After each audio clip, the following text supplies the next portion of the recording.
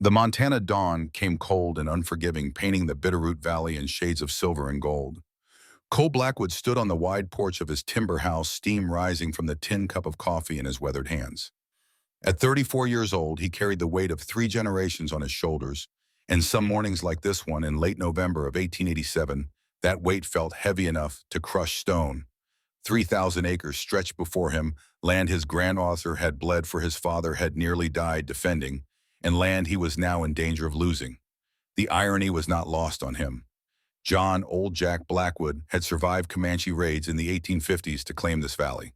He had limped home from the Civil War with a Confederate bullet still lodged near his spine, determined to hold what was his.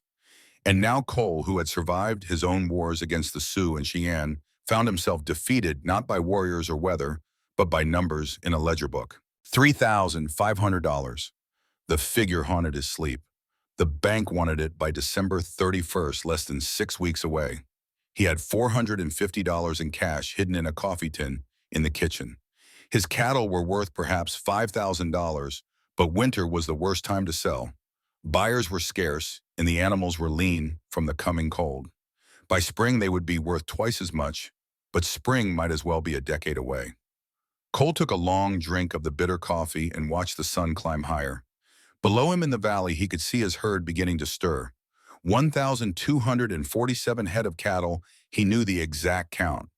35 horses in the corral, 12 miles of fence line that needed repair before the first major snow. 2 young sons who barely knew him anymore. One father whose health failed a little more each week. The weight of responsibility settled deeper into his bones. Still blaming yourself for Beth, I see. Cole did not turn at the sound of Old Jack's voice. His father moved with surprising quiet for a man of 68, despite the limp that never quite healed. The old man settled into the rocking chair he had carved 40 years ago, back when his hands were steady and his future seemed bright with promise. Every morning, Cole admitted. There was no point in lying to his father. Jack Blackwood had always been able to read his son like men read the weather, seeing storms coming long before the first clouds appeared. Been 2 years, son. Beth is with the Lord now. She would not want you carrying this guilt like a cross. Cole finally turned to look at his father. Old Jack had grown thin over the past months, his frame shrinking inside clothes that had once fit well.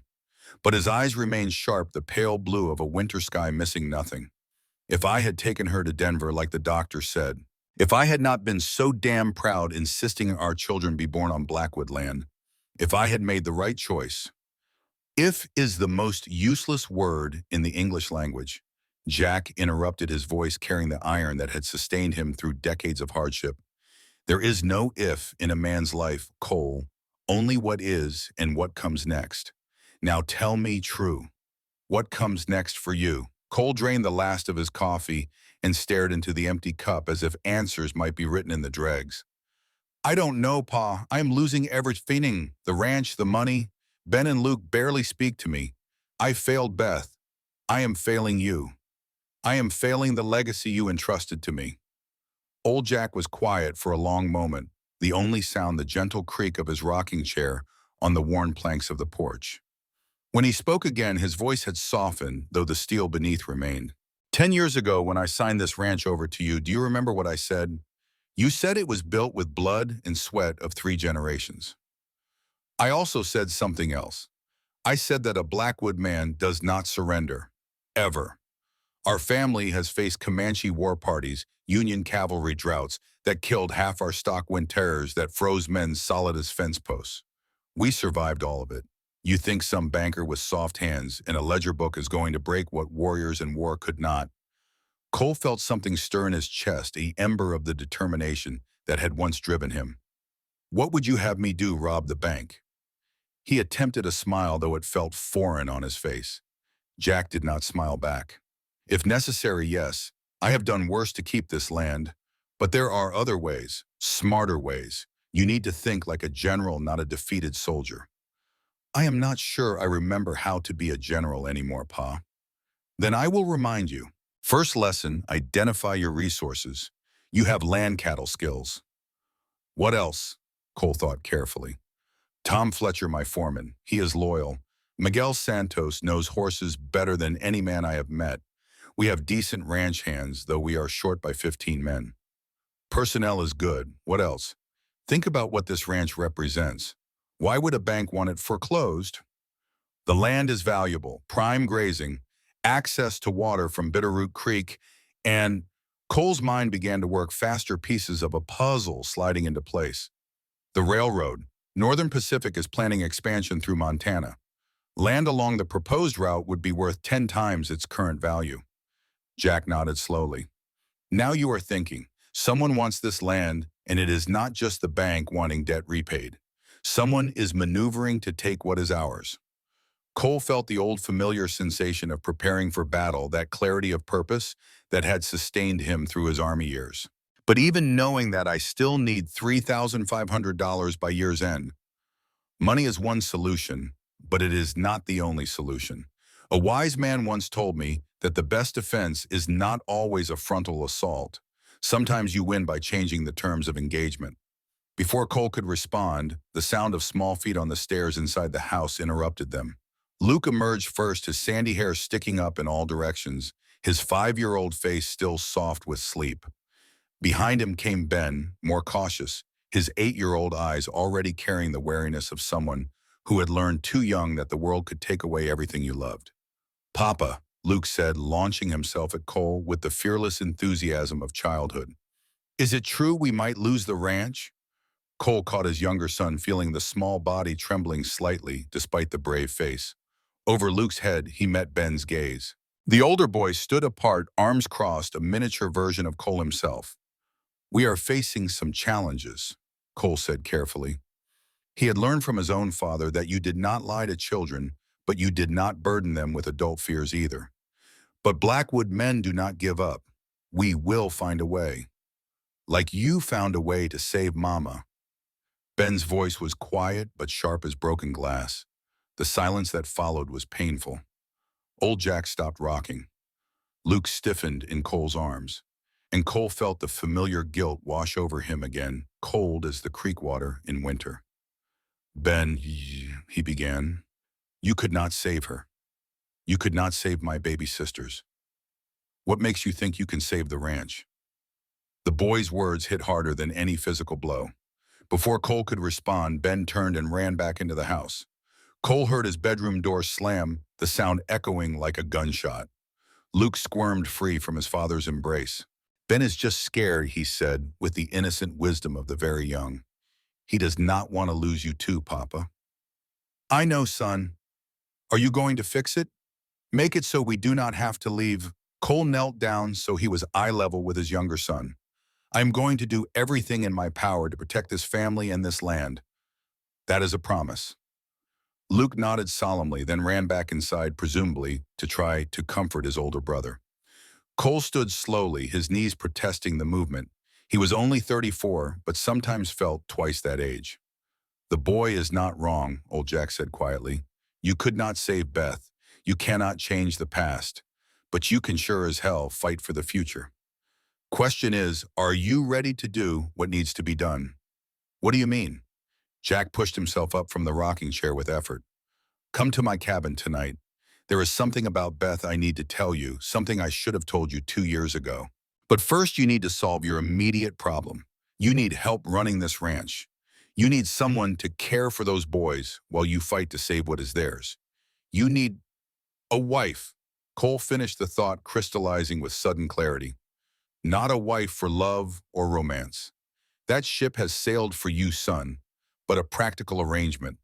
Someone who needs what you can offer as much as you need what they can provide. A partnership of necessity." Cole stared at his father. "You cannot be serious."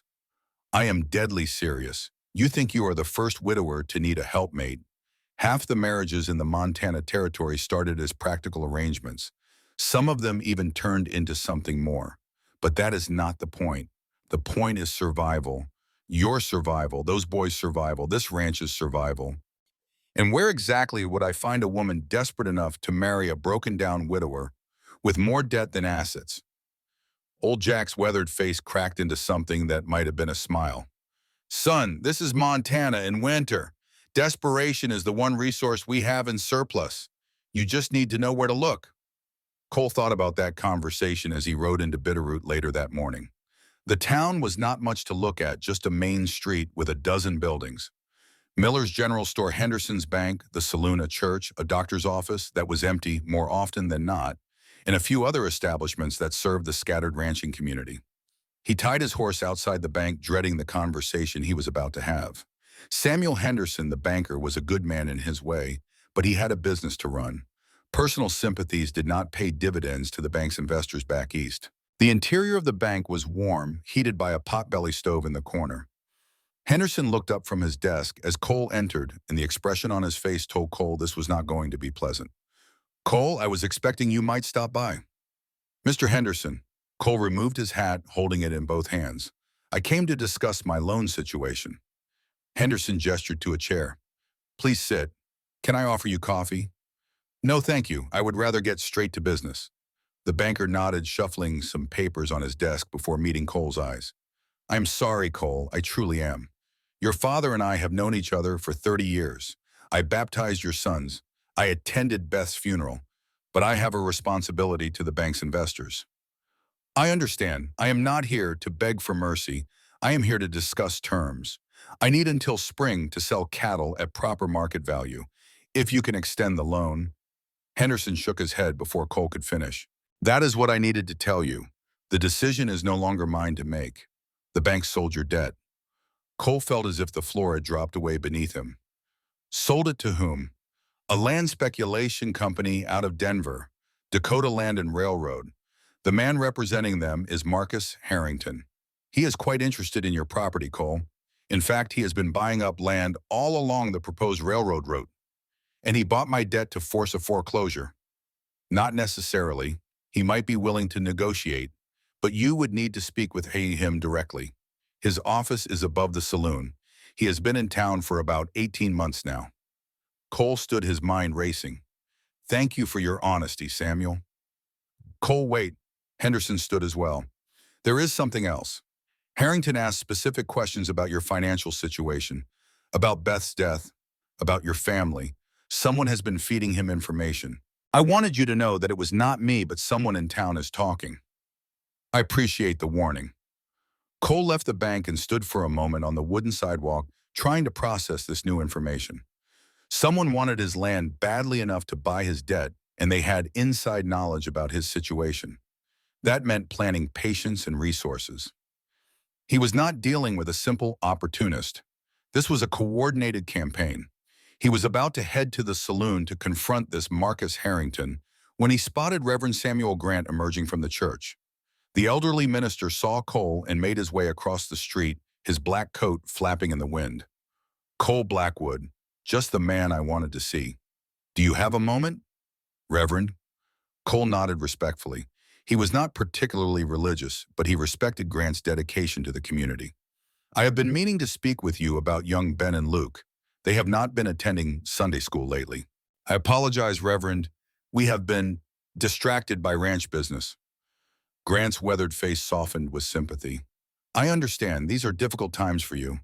But the boys need spiritual guidance, especially now. They need structure and education.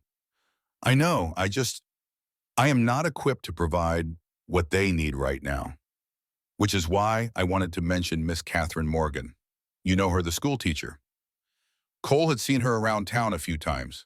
A slender woman in her mid-20s, always dressed simply but neatly, carrying herself with a quiet dignity that suggested good breeding fallen on hard times. "I know who she is." "Well, she is no longer the school teacher. The territorial government cut funding for the school last week. Poor girl has no position, no income, and winter coming on. I have been trying to help her find work, but there is precious little available in Bitterroot." Cole felt a strange sensation, as if pieces of a puzzle were clicking into place without his conscious direction. "What sort of work is she seeking?" "Anything respectable. She is well-educated, hard-working, and of excellent moral character. A bit proud, perhaps, but that is understandable given her circumstances. She comes from a good Ohio family that fell on hard times. No family here, no prospects." Grant paused, studying Cole's face. "Why do you ask?" "Just curious." Cole's mind was working rapidly now, seeing possibilities he had not considered before. "Where might I find Miss Morgan if I wanted to speak with her?" Last I heard, she was staying in a room above Miller's store, but Samuel Miller needs that space for paying tenants. I fear she may have already been asked to leave. Grant's expression turned thoughtful.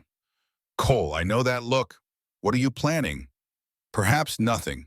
Perhaps something that could help both Miss Morgan and myself. Thank you, Reverend. Cole left the minister standing on the sidewalk looking puzzled and made his way to Miller's general store. Sarah Miller, the proprietor's wife, was behind the counter measuring out flour for an elderly customer. When she saw Cole, her expression became carefully neutral. Mr. Blackwood, what can I do for you? I am looking for Miss Catherine Morgan. I was told she might be here. Sarah's lips tightened. She is not here at the moment. And even if she was, I am not sure it would be proper for you to seek her out, a widower and a single woman. I have business to discuss with her, of a professional nature. Professional? Sarah's skepticism was evident. Mr. Blackwood, that girl is in a desperate situation. I would hate to see anyone take advantage of that desperation. Mrs. Miller, you have known me all my life. Have you ever known me to take advantage of anyone? Sarah's expression softened slightly. No, I suppose not. She left about an hour ago. I told her she could not stay past tonight. I need the room for a paying tenant. I saw her walking toward the edge of town carrying that old carpet bag of hers. Everything she owns in the world fits in that one small bag, Cole. It breaks my heart. Cole thanked her and left quickly. The edge of town was not far, and he had a good idea where a desperate woman with nowhere to go might be found. Sure enough, as he rode past the last few buildings, he saw a slender figure in a dark blue coat standing beneath a cottonwood tree. Catherine Morgan had her back to him, but he could see the rigid set of her shoulders, the way she clutched that carpet bag as if it were the only solid thing in an uncertain world. He pulled his horse to a stop about 30 feet away and simply watched her for a moment. She stood there for perhaps 5 minutes unmoving, staring out at the open plains beyond the town. Cole wondered what she was thinking.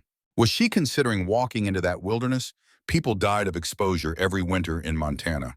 The territory was beautiful but merciless to the unprepared. Finally, as if reaching some decision, she turned. That was when she saw him. For a moment, they simply looked at each other across the distance. Even from here, Cole could see the intelligence in her eyes, the pride in the tilt of her chin, despite her obvious circumstances. She did not look away or show embarrassment at being found in such a situation. Instead, she walked directly toward him. Mr. Blackwood, she said when she was close enough to speak without shouting. Her voice was steady, educated, with a hint of Eastern refinement. Are you lost? No, ma'am. Are you? That depends on your definition of lost. Geographically, no. In other respects, she let the sentence trail off, then seemed to gather herself. Was there something you needed? Cole dismounted, standing before her with his hat in his hands. Up close, he could see that her coat was well made but worn, patched carefully in places. Her gloves had holes at the fingertips, and despite her attempt at composure, he could see the fear lurking behind her eyes. I was told you recently lost your position at the school. News travels fast in small towns. Yes, Mr. Blackwood, the territorial government eliminated funding. I am no longer employed. Her chin lifted higher. If you have come to offer charity, you can save your breath. I am quite capable of taking care of myself. I have no doubt you are. But winter is coming, and taking care of oneself becomes considerably more difficult when one has nowhere to sleep and no source of income. Color rose in her cheeks. My situation is not your concern. Perhaps not, but I have a proposition that might benefit us both. Catherine's eyes narrowed. If you are suggesting what I think you are suggesting, Mr. Blackwood, I am not that desperate. Despite the gravity of the situation, Cole felt his lips twitch with something that might have been amusement. I am suggesting employment, Miss Morgan, of a very particular nature. But perhaps this conversation would be better conducted somewhere warmer. A storm is coming. He gestured at the dark clouds gathering on the horizon. Would you be willing to ride to my ranch to discuss the detail? Ride alone with you, that would hardly be proper. Neither is freezing to death under a tree. Miss Morgan, am not going to pretend I am offering anything conventional, but I am offering it honestly in good faith and with the understanding that you are free to refuse and walk away at any time. I am asking for 1 hour of your time to hear what I have to say. After that, the choice is entirely yours. Catherine studied him for a long moment. Cole could almost see her weighing options, calculating odds, measuring desperation against risk. Finally, she nodded once. 1 hour, Mr. Blackwood. But I warn you, I am not easily impressed by grand houses or wealthy ranchers. Good, Cole said quietly, because I am neither grand nor particularly wealthy anymore. What I am is a man in need of help speaking to a woman who might need what I can offer. Nothing more, nothing less. He helped her onto his horse and swung up behind her. The ride to the ranch took 20 minutes, during which neither of them spoke.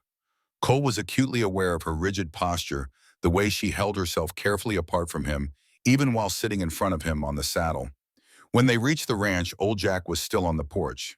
He watched their approach with keen interest, but said nothing as Cole helped Catherine down from the horse. Miss Morgan, this is my father, John Blackwood. Sir, Catherine nodded respectfully. Miss? Jack's eyes traveled over her, assessing in the way of men who had spent lifetimes judging the worth of horses and cattle and people. Whatever he saw must have satisfied him, because he nodded slightly to Cole before disappearing into the house. Cole led Catherine inside, noting the way her eyes widened slightly at the spacious interior. The house was well-built, solid timber construction with good furniture and glass windows. But there was something empty about it, something missing that Cole had not been able to name until this moment.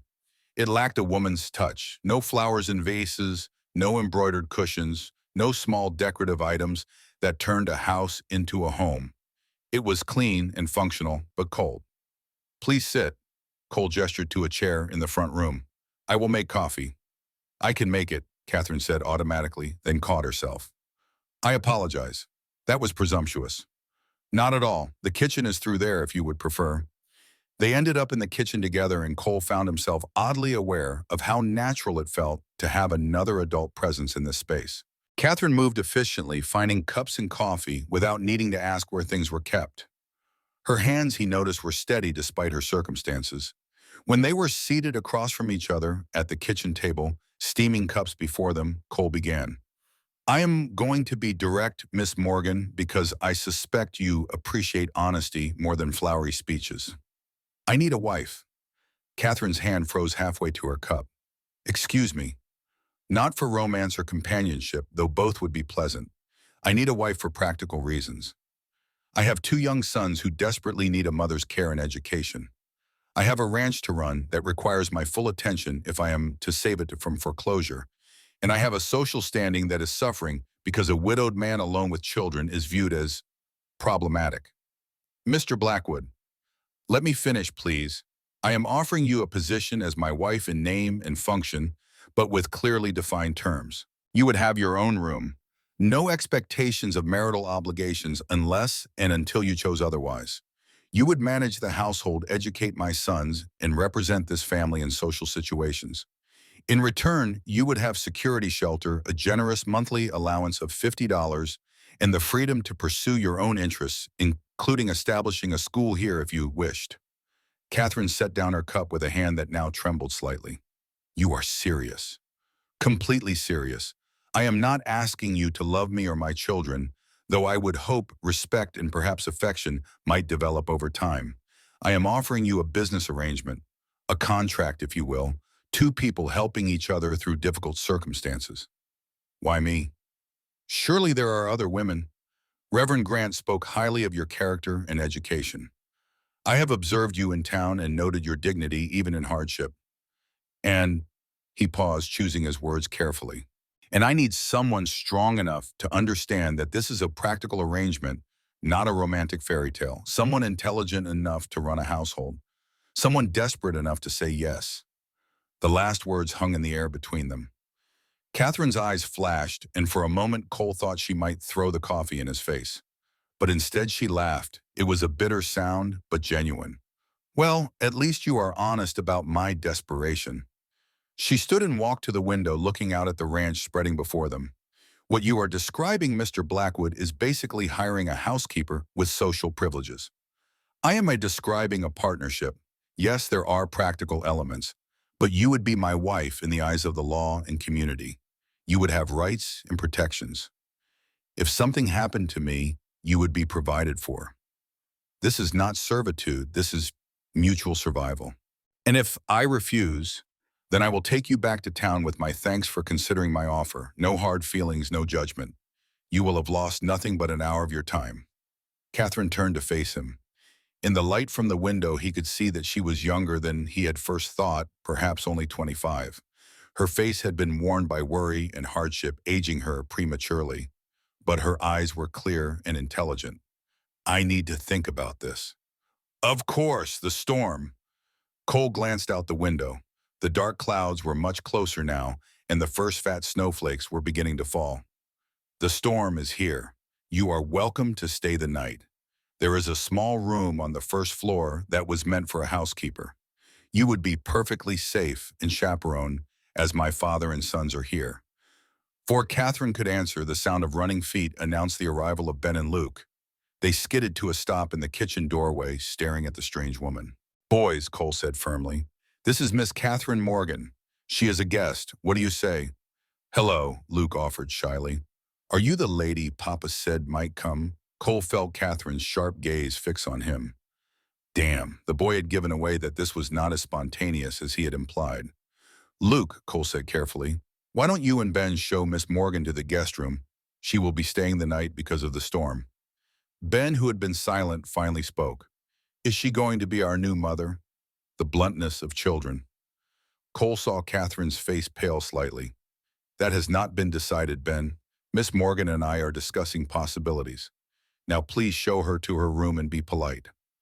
After the boys had led Catherine away, Cole leaned back in his chair and closed his eyes. He had shown his hand too soon and she knew it now. He had been planning this, waiting for her. That made him seem calculating, manipulative even. He could only hope she would see past that to the practical truth of the arrangement. An hour later, as full darkness fell and the snow began to fall in earnest, Cole found himself in his father's cabin. The small structure behind the main house was warm from the potbelly stove, and old Jack sat in his favorite chair with a glass of whiskey. She is still here, Jack observed. That is a good sign. Or just a sign that the weather has trapped her. Your mother stayed for the weather at first too. 6 months later, we were married. 25 years after that, she died in my arms. Best decision I ever made, choosing practical over passion. Cole had heard the story before, but tonight it felt different, more relevant. Catherine knows I planned for her to come. Luke let it slip. And she is too smart not to realize that makes me look manipulative. Jack poured a second glass of whiskey and handed it to his son. Cole, that woman is educated and intelligent. She will see through any pretty lies to the truth anyway. Better to be honestly calculating than dishonestly romantic. Now there is something I need to tell you about Beth. Something you should know before you bring another woman into this house. Cole felt a chill that had nothing to do with the temperature. What about Beth?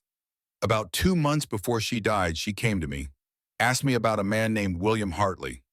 The name meant nothing to Cole. Who is that? Someone she knew before she came to Montana. Someone she had feelings for. She wanted to know if I thought it was wrong for a married woman to still think about a man from her past. Cole felt as if he had been punched. Beth was in love with someone else. I do not know if it was love's son, but she was not entirely happy. She tried to be. She loved you in her way, and she loved the boys completely. But there was a part of her that always wondered about the life she did not choose. I told her that was natural, that every person has roads not taken. But I think it troubled her more than she let on. Why are you telling me this now? Because I want you to understand something. Marriage is complicated. Even the best marriages have shadows and secrets and regrets. You put Beth on a pedestal after she died, made her into a saint in your mind. But she was human, Cole. She had doubts and desires and dreams that did not always align with reality. If you marry this Catherine woman, you need to understand that she will be human too. Flawed, complicated, maybe even harboring her own regrets. That does not make the arrangement any less valuable. It just makes it honest. Cole drained his whiskey in one swallow, feeling it burn down his throat. Did Beth ever write to this William Hartley? I do not know, but I found some letters once hidden in her sewing basket. Drafts I think that she never sent. I did not read them all, and I never told you. After she died, I could not bring myself to burn them. I hid them in the bottom drawer of your desk, thinking you might need to understand her better someday. But now with this Harrington fellow buying up your debt, asking questions about your family, Cole Hartley and Harrington are awful similar names. The implications hit Cole like a physical blow. You think this man trying to take my ranch might be Beth's former love? I think it is a hell of a coincidence if not. And I do not believe in coincidences, which means you need to be very careful, son. You might be fighting a man who wants more than just land. He might want revenge for the woman you took from him. Cole sat in silence processing this information. His perfect memory of Beth was fracturing, revealing complexity he had never suspected. His current crisis might be personal rather than purely financial. And he was asking a desperate woman to step into a situation far more complicated than a simple marriage of convenience. I should tell Catherine all of this before she decides. It is only fair. Fair, Jack laughed harshly. Son, there is no fair in survival. You tell her what she needs to know when she needs to know it. Right now, she needs to know you can offer her safety and purpose. The rest can wait. Cole left his father's cabin and returned to the main house. The boys were already asleep, and he found Catherine sitting in the front room, staring into the fire. She looked up as he entered. The boys are sweet, she said quietly. Luke told me about his mother, about the babies who died. He does not remember much, but Ben does. That older boy is carrying a lot of pain, Mr. Blackwood. I know, I wish I could fix it. Some things cannot be fixed, only endured and eventually healed from. Catherine stood, wrapping her arms around herself. I have been thinking about your offer. And I have questions, legal questions. If I died, would any children I might have be provided for if you died? What would be my rights to remain here? Could I truly establish a school? Cole felt a flicker of hope. These were practical questions, the questions of someone seriously considering the arrangement. I would have our lawyer draw up a contract specifying all of that. Any children would be full heirs.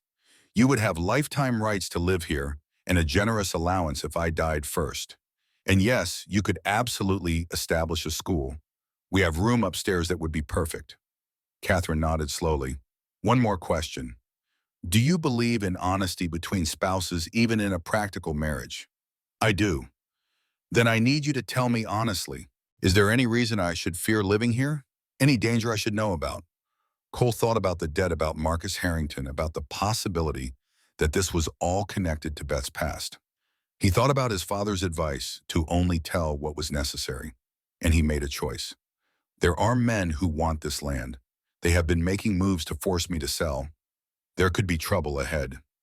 I will not lie and say life here will be easy or safe, but I will protect you with everything I have. That is a promise I can make. Catherine studied his face for a long moment. At least you are honest about the risks. Very well, Mr. Blackwood. Ask me again in the morning after I have slept on it. If my answer is still yes in the cold light of day, then we have an arrangement. Fair enough. Good night, Miss Morgan. Good night, Mr. Blackwood. Cole lay awake most of that night, listening to the wind howl and the snow pile against the windows. He thought about Beth and her secrets about William Hartley, who might be Marcus Harrington, about the ranch he was fighting to save, and the desperate woman sleeping under his roof who might be his only chance at survival. Somewhere in the depths of the night, he made peace with the choices ahead of him. Love had brought him Beth, and Beth had died in agony. Practicality might bring him Catherine, and practicality might save his sons and his legacy. Perhaps his father was right. Perhaps practical was better than passionate after all. When morning came cold and bright, he found Catherine already in the kitchen making coffee. She turned as he entered, and he saw the decision in her eyes before she spoke. Yes, she said simply, I will marry you, Mr. Blackwood, with one additional condition. Name it. Whatever happens, whatever trials we face, the boys must always come first. Their care, their education, their happiness. That must be our primary commitment. Can you agree to that? Cole extended his hand across the kitchen table. I can. Do we have a deal, Miss Morgan? Catherine looked at his outstretched hand for a moment, and he wondered if she would back out at this final instant. But then she reached out and gripped his hand firmly. Her palm was warm against his, her grip surprisingly strong. We have a deal, Mr. Blackwood. They shook hands like two businessmen concluding a contract, And in that moment, Cole felt something shift in his life. He had made a choice. For better or worse, he had taken action to protect his family and his legacy. The rest would unfold as it would. I will ride to town tomorrow and speak to Reverend Grant, he said. It should take about 4 days to arrange everything legally. Are you comfortable staying here until then? I have nowhere else to be, and the boys will need time to adjust to the idea. As if summoned by the mention of them, Ben and Luke appeared in the kitchen doorway. Luke ran immediately to Catherine as children do when they sense safety. Are you going to stay? He asked hopefully. For a while, yes. Good. Papa is not very good at making breakfast. Even Ben smiled slightly at that. Cole felt a warmth in his chest that he had not experienced in 2 years. His sons were responding to Catherine already. Perhaps this could actually work. The next days passed in a blur of arrangements. Reverend Grant agreed to perform the ceremony, though his disapproval was evident in every word. Mrs. Clara Dawson, a neighboring widow, offered to serve as witness and prepare a simple meal afterward. The town lawyer William Burke drew up a contract that specified all the terms Catherine had requested. And through it all, Cole watched Catherine integrate herself into his household with quiet efficiency. She cleaned without being asked. She taught the boys their letters in the afternoons. She spoke to old Jack with the same respectful interest she showed everyone. She was exactly what she had promised to be: competent, educated, dignified, and pragmatic. The only thing that troubled Cole was the growing awareness that he found her attractive. Not in the wild, passionate way he had desired Beth, but in a quieter, steadier manner. He appreciated the intelligence in her eyes, the grace of her movements, the sound of her laugh when Luke told a silly joke. This was not supposed to be about attraction. This was supposed to be purely practical. But apparently his heart had not received that message. On the fourth day, as promised, they gathered in the front parlor for the wedding. Reverend Grant stood before them with his Bible, looking as if he were conducting a funeral rather than a marriage. Mrs. Dawson sat in a chair near the window, knitting and occasionally dabbing at her eyes. Old Jack stood beside Cole, straight and proud despite his failing health. And the boys stood near Catherine, Luke holding her hand, and even Ben standing close enough to show acceptance. This is highly irregular, Grant said for the third time. Marriage is a sacred institution, not a business transaction. With respect, Reverend, Cole replied calmly, the marriage will be legal and binding. The reasons behind it are between Miss Morgan and myself. Grant huffed but began the ceremony. The words washed over Cole in a blur. He was acutely aware of Catherine standing beside him in her simple blue dress, the same one she had worn when she arrived. She had done her best to make it festive with a white collar, but it was clear she owned nothing better. When it came time for the vows, Cole spoke the traditional words with sincerity.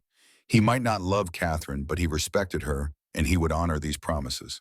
Then Catherine spoke her vows, and Cole was struck by the firmness in her voice. This woman was no shrinking flower. She was claiming her place in this family with confidence. You may kiss the bride, Reverend Durant said, sounding as if the words pained him. Cole looked at Catherine, seeing the slight nervousness in her eyes. He leaned down slowly, giving her time to pull away if she wished. But she stood still, and he pressed his lips gently to hers. The kiss was brief, chaste, nothing more than a formality, but Cole felt it nonetheless, a small spark of connection that surprised him. I present Mr. and Mrs. James Cole Blackwood, Grant announced without enthusiasm. Welcome to the family, Mrs. Blackwood, Mrs. Dawson said warmly, embracing Catherine. May you find happiness here. Catherine returned the embrace. Thank you. I hope I can be worthy of the name. Luke tugged on Catherine's skirt. Are you really our mama now? Catherine knelt down, bringing herself to eye level with the boy. If you would like me to be, I can never replace your first mama, Luke, but I can love you and Ben in my own way. Would that be acceptable? Luke threw his arms around her neck. Yes. Even Ben, watching from a few feet away, did not object. Cole caught his older son's eye and saw something that might have been relief. The boy was tired of carrying the weight of the family on his small shoulders. He was ready to share that burden. After a simple meal of bread, cheese, and preserved fruit, the guests departed. Old Jack returned to his cabin with a knowing smile, and Cole found himself alone with his new wife, unsure what to say or do next. I will show you to your room, he offered finally. The one upstairs. It was Beth's room, but it is yours now. You can change anything you like. Catherine followed him up the stairs in silence. When he opened the door to the master bedroom, she stepped inside and stood very still, taking it all in. The large bed with its blue and yellow quilt, the writing desk by the window, the wardrobe full of another woman's clothes. Her things are still here, Catherine said quietly. I can have them moved if you prefer. No, not yet. Catherine walked to the wardrobe and opened it, running her fingers over the silk and wool dresses hanging there. These are beautiful. She had good taste. She came from a wealthy family before they lost everything in the panic of '73. Catherine turned to face him. You loved her very much, did you not? Cole could have lied, could have said what he thought she wanted to hear, but he had promised honesty. I did. In the beginning, it felt like I would die without her, but love was not enough to save her. And now I am not sure what I feel. Guilt mostly, regret, the sense that I failed her. You did not fail her, Cole. Life failed her, failed. Medicine failed her. Fate failed her. You did everything you could. It was the first time she had used his given name, and the sound of it from her lips felt surprisingly intimate. I hope you are right. I will leave you to settle in. My room is at the end of the hall if you need anything. Cole, Catherine stopped him as he turned to leave. Thank you for being honest with me, for treating me with respect. I know this is not a conventional marriage, but I will do my best to be a good wife and mother to your sons. And I will do my best to be a good husband to you. Perhaps that is all we can promise each other for now. That night, Cole lay in his bed at the far end of the hall and thought about the woman now sleeping in Beth's room. He wondered if he had done the right thing bringing a stranger into his home and his life. He wondered if Catherine would stay when things got difficult, as they inevitably would. And he wondered with a mixture of hope and fear if this practical arrangement might somehow become something more. 3 floors below in the guest cabin, old Jack sat by his fire and smiled into the flames. His son had made a good choice, whether Cole knew it yet or not. The school teacher had steel in her spine and fire in her eyes. She would need both for what was coming. And in town, in the office above the saloon, Marcus Harrington sat at his desk reading a telegram from Denver. His hands shook slightly as he read the news that Cole Blackwood had just married. Married while Beth barely 2 years in the ground. Married to another woman while the woman Harrington had loved died alone in this God-forsaken wilderness. He crumpled the telegram and threw it into the fire. Then he pulled out a ledger and made a notation in careful script. December 1st, increased pressure. Blackwood must be removed by year-end. The war for the Blackwood Ranch had entered a new phase, and none of the participants yet understood just how high the stakes truly were. The first Sunday after the wedding arrived with crystalline cold, the kind that made breath hang frozen in the air and turned the landscape into a study of white and gray. Cole stood in front of the mirror in his bedroom, adjusting the black string tie that felt tight around his neck. He had not worn his Sunday suit since Beth's funeral 2 years ago, and the fabric seemed to carry the memory of that day like a stain.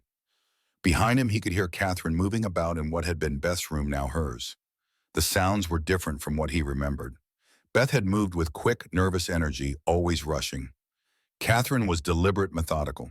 He could picture her laying out her clothes with care, making the most of her limited wardrobe.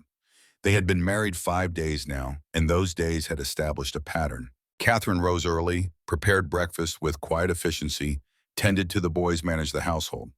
Cole worked the ranch from dawn until dark, coming home exhausted to find hot meals and clean clothes in a house that felt lived in again.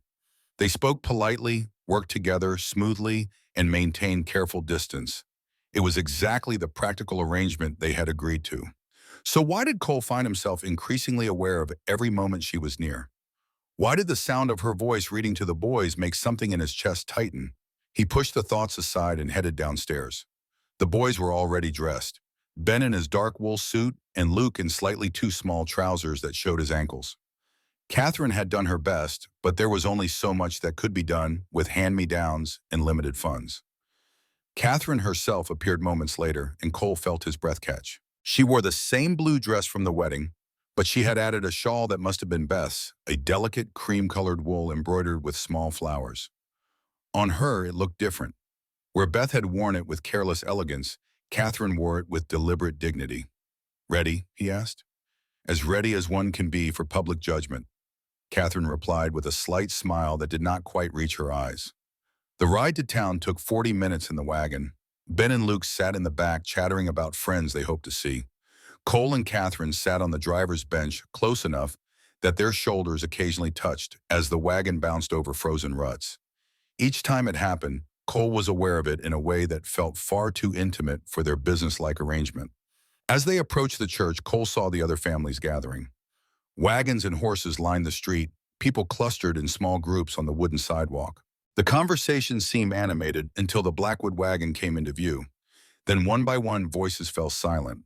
Cole felt Catherine stiffen beside him. He reached over without thinking and placed his hand briefly over hers, where it rested on her lap. "Do not let them see fear," he said quietly. "Hold your head high." She nodded once, and when he helped her down from the wagon, she stood straight and proud despite the dozens of eyes watching their every move. The whispers started immediately, sharp, sibilant sounds that carried on the cold air. Quick work, was it not, Beth, not even cold in her grave?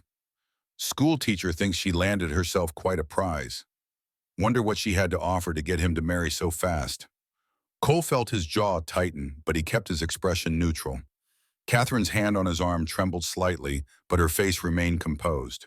Together they walked toward the church entrance, Ben and Luke flanking them like young soldiers. Inside, the scrutiny intensified. The Blackwood family pew was in the third row, the same pew where Beth had sat holding Luke as a baby, while Ben stood proud beside her. Cole saw several people glance at that pew, then at Catherine, making the comparison clear. Reverend Grant's sermon was about charity and Christian kindness, which struck Cole as bitterly ironic, given the hostile atmosphere in the church. But he sat through it, keeping his eyes forward, acutely aware of Catherine beside him and the weight of judgment pressing down from all sides. After the service came the real trial. The congregation gathered outside for their weekly social hour, and Cole knew there was no avoiding it. He could see Mrs. Samuel Henderson, the banker's wife, already moving toward them, with several other women in tow, like a warship with escort vessels. "Mrs. Blackwood," Mrs. Henderson said with a smile that looked painted on, "how are you finding married life? Quite different from teaching school, I imagine." "Different, yes," Catherine replied evenly, "but rewarding in its own way. I am sure it must be. Such a lovely home, and of course the security that comes with marrying so well." The emphasis on security made Mrs. Henderson's meaning clear. Catherine had married for money and position, not love. Other women gathered around, drawn by the promise of gossip like flies to honey. Mrs. Patterson, who had taught at the school before Catherine, joined them with false sympathy dripping from every word. It must be difficult stepping into dear Beth's shoes. She was so beloved by everyone who knew her. Beth was certainly special, Catherine agreed, refusing to take the bait. The boys speak of her with such love. "Oh, she was more than special," chimed in Mrs. Jenkins, the town's midwife and self-appointed guardian of Beth's memory. "She was practically a saint, the way she cared for everyone in the community, always bringing soup to the sick, helping with birthings. Why, when my youngest was born, Beth sat with me for 3 days straight, barely sleeping." The other women nodded and murmured agreement, building Beth into a figure of impossible perfection. Cole understood what was happening. They were setting a standard that Catherine could never meet, measuring her against a ghost that grew more saintly with each retelling. "She sounds like a remarkable woman," Catherine said quietly. "I hope I can serve this community even half as well." "Do they?" Mrs. Henderson's eyebrows rose in theatrical surprise. "And how are the poor dears adjusting to having a stranger suddenly thrust into their mother's place?" Before Catherine could respond, a small voice piped up from behind her. Luke had apparently been listening, and now he stepped forward with the fearless honesty of childhood. "She is not a stranger. She is our new mama, and she teaches us letters and knows how to tie sailor knots, and she makes Papa smile." The women looked taken aback by the boy's forthright defense. Cole felt a surge of pride in his younger son, and he could see Catherine fighting to keep her composure. "Well," Mrs. Patterson said stiffly, "children do adapt quickly to new circumstances." "They do indeed," said a new voice. Mrs. Clara Dawson approached with the determined expression of a woman on a mission. "And Catherine here has done wonders with those boys. You should see how well behaved they are now, how much young Luke has learned in just a few days." Cole felt gratitude for the older woman's support, but Mrs. Henderson was not deterred. Oh, I am sure Mrs. Blackwood is adequate in her domestic duties. It is just that some of us remember when this family was the heart of our community. Beth organized the church socials, led the ladies' auxiliary coordinated help for families in need. Such big shoes to fill. The challenge was unmistakable. Catherine was expected not just to be a wife and mother, but to take on all of Beth's community roles as well. Roles for which she had no training and even less social capital. I am sure Catherine will find her own way to contribute, Mrs. Dawson said firmly. Every person brings different gifts to a community. Of course, Mrs. Henderson agreed with a smile sharp as winter wind, though we do hope those gifts will be substantial. The Blackwood family has always been so generous with their time and resources. Cole had heard enough. He was about to intervene when a commotion near the church steps drew everyone's attention. Billy Henderson, the banker's son, and Ben were facing off with fists raised. Cole strode over quickly, placing a firm hand on Ben's shoulder. "What is going on here?" "He said my new mama was just a gold digger." Ben burst out, tears of anger streaming down his face. "He said she only married you for money and does not really care about us." The silence that followed was absolute. Every conversation in the churchyard stopped. Cole looked from his son to Billy Henderson to the ring of adults watching the drama unfold. Then he turned his gaze deliberately to Mrs. Henderson. "Billy," Cole said quietly, his voice carrying clearly in the stillness, "I think you owe my wife an apology." "I was just repeating what I heard," Billy mumbled, glancing nervously at his mother. "Then perhaps," Cole continued, his gaze still fixed on Mrs. Henderson, "you need to be more careful about what you listen to, and perhaps adults should consider their words more carefully when little ears are present." Mrs. Henderson's face flushed red. Several people looked away uncomfortably. Cole had just publicly rebuked one of the most prominent women in the community, and everyone knew it. "My mama does too care about us," Luke added, stepping forward to stand beside his brother. "She makes our breakfast every morning and reads us stories, and she fixed my torn shirt without even being asked, and she promised she would not leave us even when things get hard." The simple, heartfelt declaration from a 5-year-old carried more weight than all the adult posturing. Cole saw several faces soften. Even Mrs. Patterson looked slightly abashed. Ben, apparently inspired by his little brother's courage, stepped up beside Luke. "And she is teaching us to read properly. And she knows all about numbers and history. And she makes Papa smile sometimes, real smiles, not just polite ones." This last observation seemed to surprise even Catherine, who looked at Cole with something like wonder.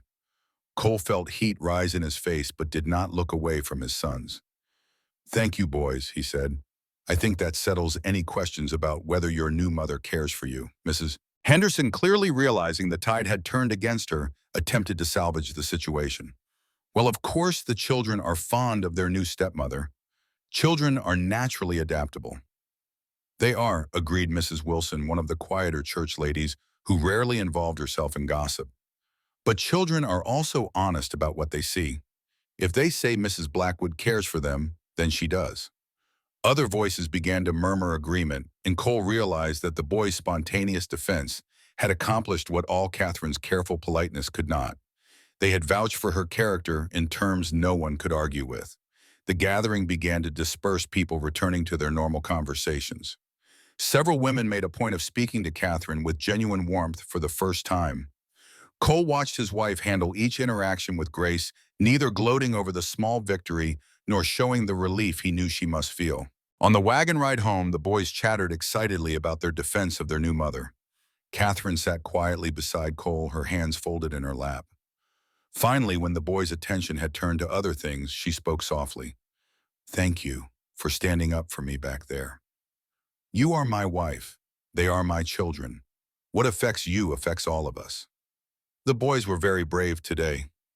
They were, and very honest. Cole paused, then asked the question that had been bothering him since Ben's outburst. "Do I really smile more now?" Real smiles. Catherine turned to look at him, and in the pale winter sunlight he could see warmth in her eyes that had not been there before. "Sometimes, when you are not thinking about it, when you watch the boys playing or when you come in from work and find hot coffee waiting. Small moments, but yes, you smile." "I had not realized." "It is not a bad thing, Cole. It just means you are settling into this new life we are building. Sweet, Cole repeated, tasting the word. Yes, I suppose we are building something together, are we not? Catherine nodded, and for the rest of the journey home, Cole found himself thinking about that simple word. We. Not you and I, but we. When had that shift happened? Chapter 8. Blood on Snow.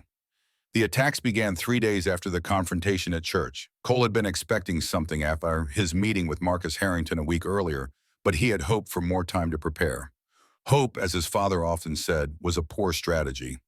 Tom Fletcher found the first evidence when he rode out to check the north pastures just after dawn. Cole was in the barn saddling his horse when Tom came galloping back, his face grim. "Boss, we have got a problem. Big problem." Cole followed Tom out to the north fence line where 15 head of cattle lay dead in the snow. Not scattered by predators or disease, but clustered together where someone had driven them before shooting them. The fence had been cut in 3 places. Clean cuts made with wire cutters, not torn by animals or weather. "This is deliberate," Cole said, his voice flat. He knelt beside one of the dead cows examining the bullet wound. "Rifle shot probably from cover over there." He pointed to a cluster of rocks about 100 yards away. "Professional work. They knew what they were doing." "Why kill them?" Tom asked. "If they wanted to rustle cattle, they would drive them off. This is just waste. It is a message. Someone wants me to know they can hurt me whenever they choose."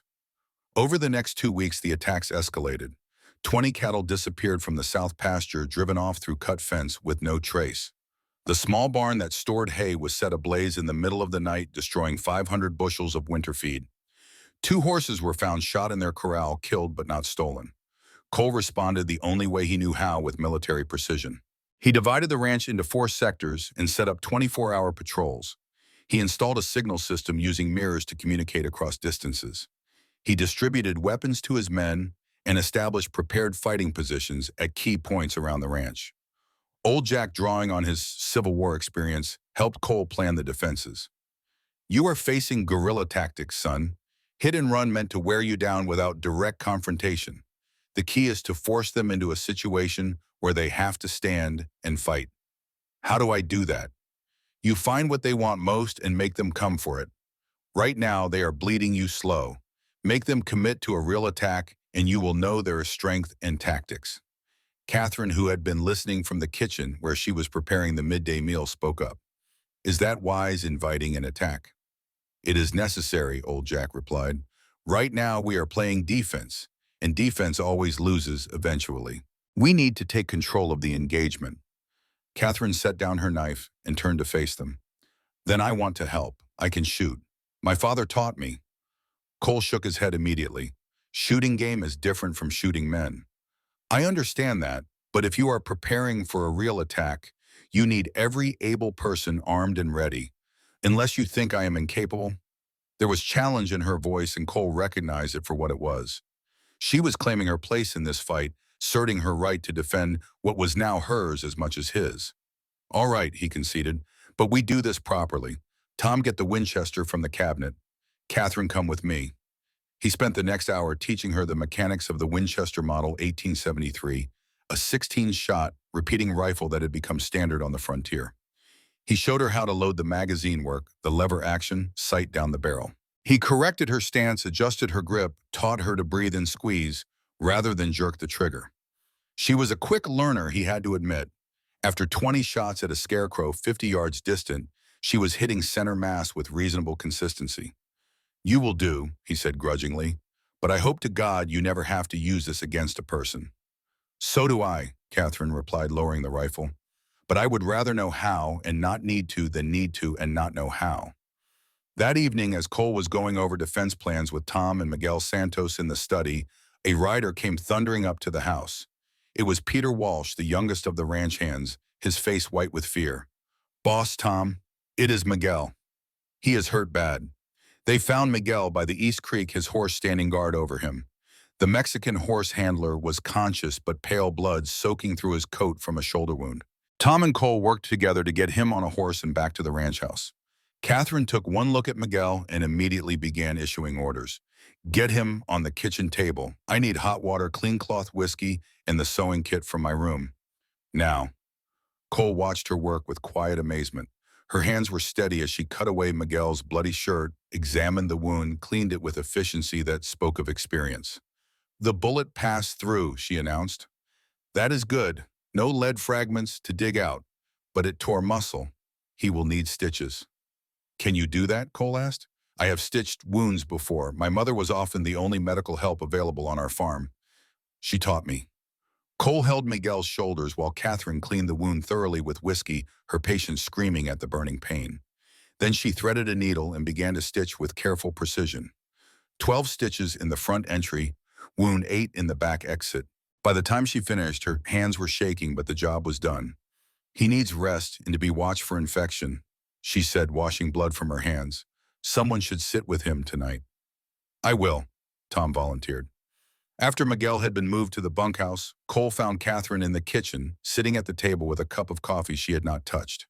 Her hands were still trembling slightly. He sat down across from her. "You saved his life. The doctor could not have done better."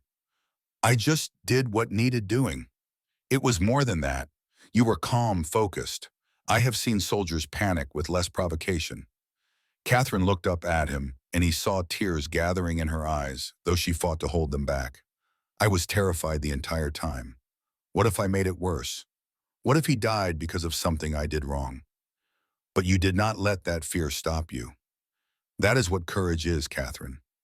Not the absence of fear, but the will to act despite it." She nodded, then the tears came despite her efforts. Cole found himself moving around the table without thinking, pulling her up from her chair and into his arms. She stiffened for a moment, then relaxed against him, her face pressed to his chest as she cried. It was the first time he had held her since their brief wedding kiss, and Cole was startled by how natural it felt. How right it felt to have her in his arms to offer comfort and strength. When her tears subsided, Catherine pulled back slightly, looking up at him. "I'm sorry, that was unseemly. It was human. You just stitched a man back together with your bare hands. I think you have earned the right to a few tears." Something passed between them in that moment, some current of understanding that went deeper than words. Catherine's hand was still resting on his chest, and Cole became acutely aware of how close they were standing, how her eyes looked in the lamplight. He stepped back, deliberately breaking the moment before it could develop into something more. "You should rest. It has been a long day." "Yes. Good night, Cole." "Good night." But as Cole lay in his bed that night, he could not stop thinking about how she had felt in his arms and how much he wanted to hold her again. Chapter 9. Shadows and Secrets. The attack on Miguel had shaken the ranch, but it also seemed to galvanize something in Catherine. She threw herself into teaching the boys with renewed intensity, as if education could be a bulwark against chaos. And it worked in its way. Ben and Luke spent their mornings learning letters and numbers, their afternoons practicing reading their minds, occupied with something other than fear. It was on one such afternoon that Ben asked Catherine if she would like to see something special. Luke was napping, exhausted from a morning of particularly energetic lessons. Cole was out checking fence lines with Tom. The house was quiet. "What is it?" Catherine asked, setting aside the book she had been reading. "A place Mama used to go. A place Papa never opens anymore." Ben led her upstairs to a door at the end of the hall that Catherine had never seen opened. The boy turned the handle and the door swung inward to reveal a nursery frozen in time. The room was dim dust motes dancing in the weak winter light that filtered through drawn curtains. 2 cribs stood against one wall draped in white sheets like ghosts. Wooden toys were scattered about: a rocking horse, hand-carved animals, a small wagon. And on the wall hung a portrait of a woman with kind eyes and auburn hair turned to face the corner as if someone could not bear to look at it. "This was going to be the twins' room," Ben said quietly. "Mama made that rocking horse herself, and Papa was building the cribs. But then your mama and the babies died," Catherine finished gently. Ben nodded. He walked to a shelf and picked up a small wooden horse worn smooth by small hands. "She made this for me when I was 4. Said every boy needed a good horse to ride." Catherine felt tears prick her eyes as she watched the boy hold this precious connection to his lost mother. "It is beautiful work. Your mama was very talented. She could make anything: quilts, toys, clothes. She was making a special cradle for the babies, a big one for both of them together." Ben pointed to a half-finished piece of furniture in the corner. "Papa never finished it. I think it hurt too much to look at." "I am sure it did." Ben set down the wooden horse and turned to face Catherine with eyes far too old for his 8 years. Do you think she is angry, my mama, that you are here now? The question pierced Catherine's heart. Oh, Ben, I think if your mama is in heaven watching over you, she wants you and Luke to be happy. She wants someone to love and care for you. But what if she thinks you are trying to replace her? Catherine knelt down so she was eye level with the boy. I am not trying to replace your mama, sweetheart. No one could ever do that. Your mama will always be your mama, the woman who gave you life, who loved you first. But maybe there is room in your heart for both of us, for the memory of her and for me standing here with you now. Ben studied her face for a long moment, weighing her words. Then in a voice barely above a whisper, I do not want to forget her. You will not forget. I will make sure of that. Tell me about her, Ben. Tell me everything you remember, and I will help you keep those memories alive. And so Ben talked. He told Catherine about his mother's singing voice, how she would hum Irish lullabies while she worked. He told her about the way she made butter cookies every Saturday, letting him help press shapes into the dough. He told her about the stories she invented, tales of brave knights and clever princesses that never came from any book. As he talked, Catherine carefully turned the portrait on the wall to face the room again. The woman looking back at her from the painting had a kind face, laugh lines around her eyes, and work-worn hands folded gently in her lap. Beth Blackwood had been beautiful in an earthy, practical way. She looks like someone who gave very good hugs, Catherine observed. She did. Ben's voice was thick with emotion. She smelled like bread and lavender, and she always had time to listen. Ben, can I tell you something about my own mother? The boy nodded. She died when I was 15. Pneumonia took her in the space of 3 days. And I was so angry. Angry at her for leaving, angry at God for taking her, angry at myself for not being able to save her. I tried to forget the pain by forgetting her. I stopped talking about her, stopped thinking about her. And you know what happened? What? I lost her twice. Once when she died, and again when I tried to forget. Don't make my mistake, Ben. Hold on to your memories of your mama. Talk about her. Cry when you need to. Laugh when you remember the good times. That is how you keep her alive in your heart. Ben looked at her with something like revelation dawning in his eyes. Then for the first time since Catherine had met him, he smiled. Not a small, careful smile, but a real one that transformed his serious little face. Will you help me? Help me remember her properly. Of course I will, and you can help me be a good mama to you and Luke. We will figure this out together. Ben threw his arms around her waist, and Catherine held him close, this brave boy who had lost so much and was trying so hard to be strong. Over his head, she looked at Beth's portrait and made a silent promise. I will take care of them. All of them. I will do my best to fill the space you left. When they finally left the nursery, Ben turned back at the door. Can we leave the portrait facing out? I think Mama would want to see the light. I think that is a wonderful idea. That evening, after the boys were in bed, Catherine found Cole in his study going over ledgers. She knocked softly on the doorframe. May I come in? Cole looked up surprised. She rarely sought him out in his private space. Of course, Catherine entered and sat in the chair across from his desk. Ben showed me the nursery today. Cole's face went still. Did he? He told me about Beth, about the twins, about how much he misses them all. I see. Cole, he is carrying so much pain. He blames himself in some childish way for their deaths. He thinks if he had been better behaved somehow, it would have changed things. Cole closed the ledger with a snap. That is ridiculous. He was 5 years old. Grief is not logical. You should know that better than anyone. The barb hit home and Cole flinched. What do you want me to do, Catherine? I cannot bring his mother back. I cannot fix what is broken. No, but you can talk to him. Share your own grief. Let him see that it is acceptable to hurt, to remember to mourn. Right now, he thinks he has to be strong for Luke, strong for you. He is 8 years old and carrying the weight of this family on his shoulders. Cole was quiet for a long moment. When he spoke again, his voice was rough. I do not know how to talk about Beth. Every time I try, I see her dying. I hear her screaming. I remember holding her as the life drained out of her and knowing I could do nothing to stop it. Catherine leaned forward. Then tell Ben that. Tell him that grief is hard for you too, that you struggle with it every day. Let him see your humanity, Cole. He needs to know his father is not made of stone. If I let myself feel it all, Catherine, I am afraid I will drown in it. Then maybe you need someone to help keep you afloat. You do not have to do this alone anymore.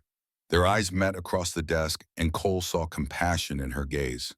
Not pity, which he would have rejected, but understanding. This woman had lost her own mother, her own family, her own dreams of a different life. She knew about grief and survival. Will you be there? He asked. When I talk to Ben, I do not think I can do it alone. Of course, we are partners in this, remember, for better or worse. Thank you. Catherine stood to leave, but paused at the door. Cole, Ben also said something else. Something I think you should know. What? He said his mother used to cry sometimes when she thought no one was listening. He said she talked about being lonely, about wanting to go back to Denver. He thinks she loved you and him and Luke, but that she was also torn between the life she had and the life she imagined she might have had. Yet Cole felt as if the floor had dropped away beneath him. He heard that children hear everything, and they understand more than we think they do. After Catherine left, Cole sat in the silence of his study and let the implications wash over him. Beth had been unhappy. She had cried when she thought no one was listening. She had been lonely. All the things his father had hinted at now, confirmed by his own son. Cole pulled open the bottom drawer of his desk, where he kept the letters his father had left for him after Beth's death. Old Jack had found them hidden in Beth's sewing basket, draft letters Beth had written but never sent. Cole had not read them, all could not bring himself to after the first few lines. But now he forced himself to pull them out and read every word. Letter after letter addressed to William Hartley in Denver, never mailed. Beth pouring out her heart to a man who was not her husband in words she never had the courage to send. Talking about the life she might have had, the dreams she had given up, the loneliness of the ranch. But also talking about her love for her sons, her respect for Cole even if she did not love him with passion, her determination to make the best of the choice she had made. They were the letters of a complex woman torn between duty and desire, reality and dreams. Not a saint, not a villain, just human. Cole sat there until late into the night, reading and rereading those letters, letting his perfect memory of Beth shatter and reform into something more complicated, but also more real. And when he finally went to bed exhausted and emotionally raw, he realized that Catherine had given him a gift. The gift of seeing Beth as she truly was, flawed and struggling and human.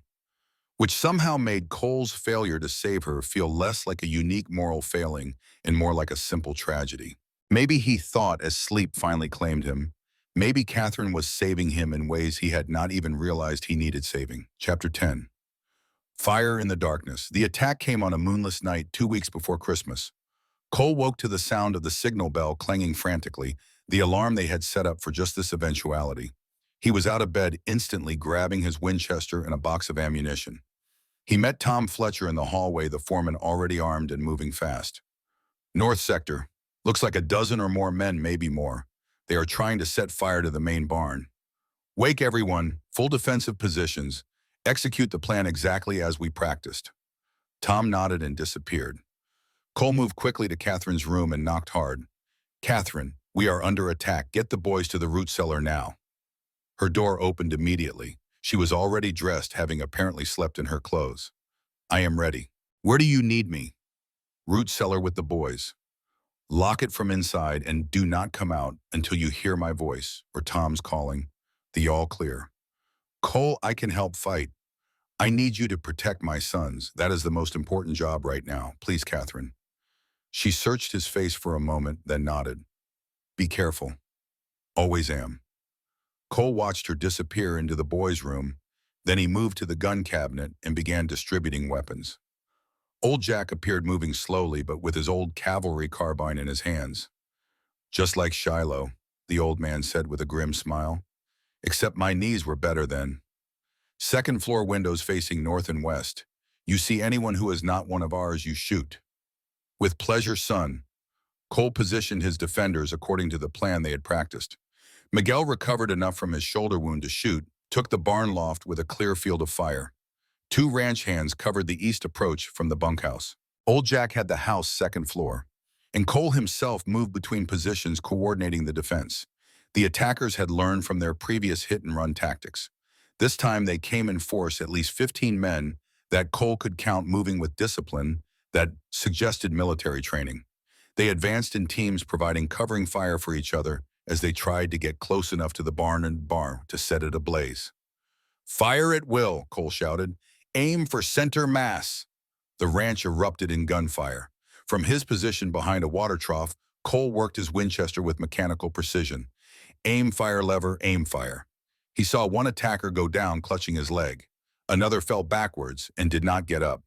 But they kept coming. Someone hurled a torch toward the barn. It fell short, sputtering out in the snow. Another torch flew through the air, this one landing on the barn roof. Miguel, from his position in the loft, threw a bucket of water on it before it could catch. "They are trying the east side," Tom shouted. Cole ran to that position, arriving just in time to see three men cutting through the fence. He dropped to one knee, steadied his aim, and fired 3 times in rapid succession. 2 of the men went down. The third ran back into the darkness. From the house, he heard the boom of old Jack's carbine. The old man might be slow on his feet, but his aim was still deadly. For 20 minutes, the battle raged. Attackers tried repeatedly to reach the barn or the house. Each time they were driven back by accurate fire from the defenders. Cole used his military training to good effect, shifting his men to counter each assault, never leaving a gap in the defenses. Then he heard breaking glass from the house. Fear shot through him like electricity. Catherine and the boys were in there. He ran toward the house, his heart pounding. As he burst through the back door, he heard a woman's voice from the front hallway. "Stop right there. Do not take another step." Catherine's voice steady but with steel underneath. Cole moved quickly but quietly through the kitchen. In the front hallway, he saw Catherine standing with the Winchester he had taught her to use. She was aiming it at a man who had climbed through the broken window and was now frozen in place. "I said stop," Catherine repeated. "The next step you take will be your last." The man laughed, though there was nervousness in it. "You are not going to shoot me, lady. School teachers do not shoot people." "This school teacher does. Last warning." The man took a step forward. Catherine fired. The sound was deafening in the enclosed space. The man went down with a scream, clutching his thigh where Catherine's bullet had struck. She worked the lever action, immediately chambering another round and keeping the rifle trained on the man. Her hands were shaking. Cole could see, but her aim never wavered. Another attacker appeared at the window. Before he could climb through, Cole fired from behind Catherine. The man dropped. "Catherine, take the boys and go to the cellar now." "There is another one." He went toward the study. Cole moved past her checking rooms quickly. He found the third intruder trying to force open the lock on his gun cabinet. The man turned, reaching for his pistol. Cole did not give him the chance. He fired once and the man crumpled. From outside, the gunfire was tapering off. The attackers were retreating, having failed to accomplish their objective. Cole heard Tom shouting the all clear. He turned back to the hallway. Catherine was still standing over the man she had shot, the rifle still pointed at him, even though he was clearly not going anywhere. "Catherine, it is over." She did not lower the rifle.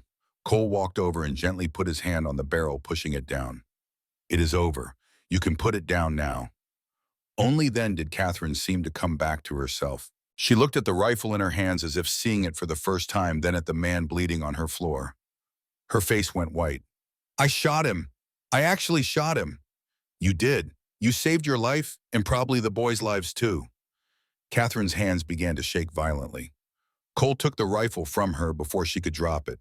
Then, without thinking about propriety or distance or their careful arrangement, he pulled her into his arms.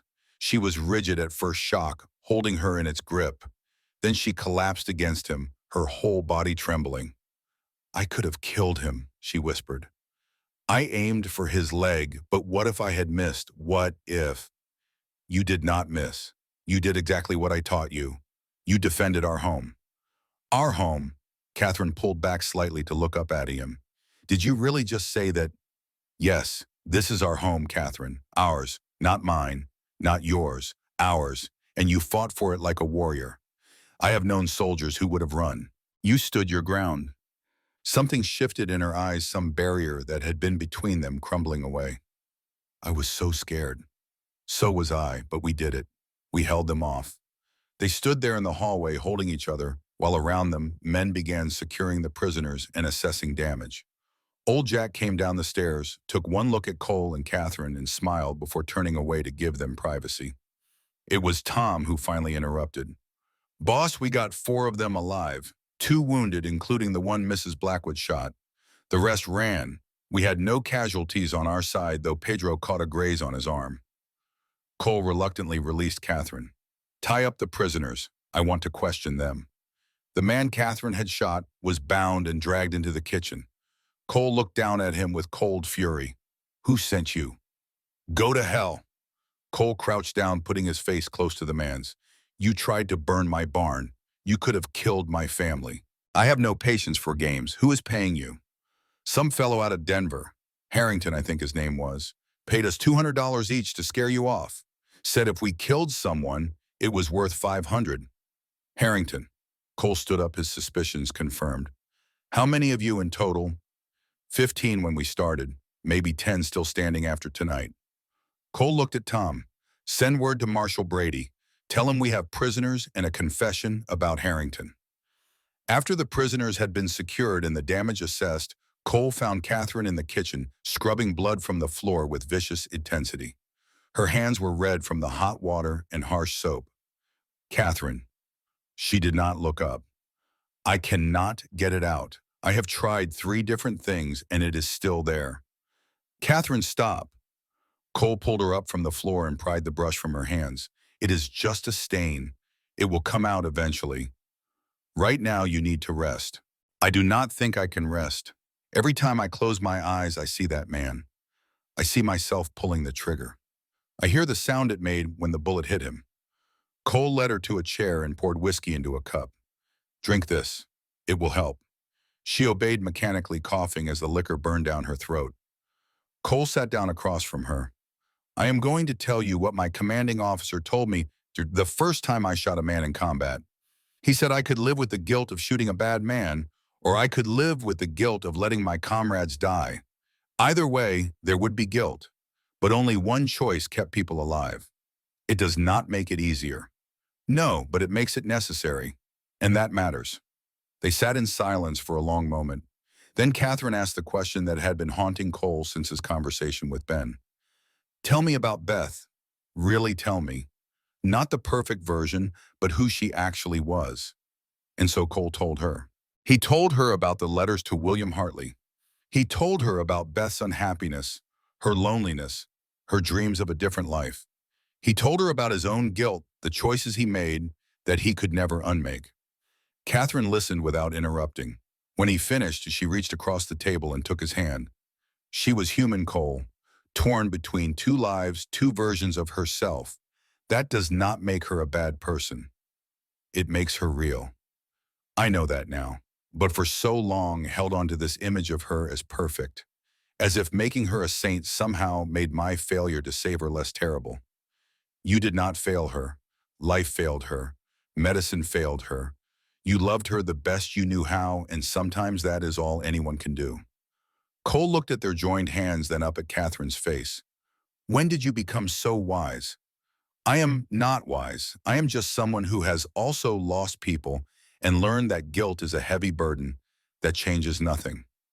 Beth made her choices. You made yours. The twins died because of complications we cannot control or understand. And now you have a second chance. We have a second chance. Do we? I think so, if we are brave enough to take it." Cole stood, pulling Catherine up with him. For a long moment, they simply looked at each other. Then slowly, deliberately, Cole leaned down and kissed her. Not the brief, formal kiss of their wedding, but something deeper. A promise of possibility. When they finally broke apart, Catherine smiled. "That was not very businesslike, Mr. Blackwood." "No, it was not. And I find I do not care about the arrangement anymore, Mrs. Blackwood. I find I want something more." "So do I." They went upstairs together, walking past the nursery where Beth's portrait now faced the room, past the boys' bedroom where Ben and Luke slept peacefully, unaware of how close danger had come. And when they reached the hallway between their 2 rooms, they paused. "Your room or mine?" Catherine asked with a slight smile. "Ours," Cole said, opening the door to what had been Beth's room, what was now Catherine's room. If you are willing, I am willing. And so the practical arrangement became something more, something built on respect and partnership and growing affection, something that, given time and care, might even become love. But outside in the darkness, a man rode hard toward Bitterroot with a message for Marcus Harrington. The attack had failed. Cole Blackwood and his new wife were stronger than expected. The war for the ranch had just entered a new phase, and the final battle was yet to come. The night after the attack, Cole called a war council in his study. The room was crowded with men who smelled of gunpowder and sweat, men who had just fought to defend their home. Old Jack sat in the corner chair, his carbine still within easy reach. Tom Fletcher stood by the window, watching the darkness as if expecting another assault. Miguel Santos was there despite his injured shoulder, and Catherine sat at Cole's side, her presence now accepted without question. On the desk lay a map of the ranch financial ledgers and the confession they had extracted from the captured attackers. Cole studied these documents with the cold calculation of a general planning a campaign.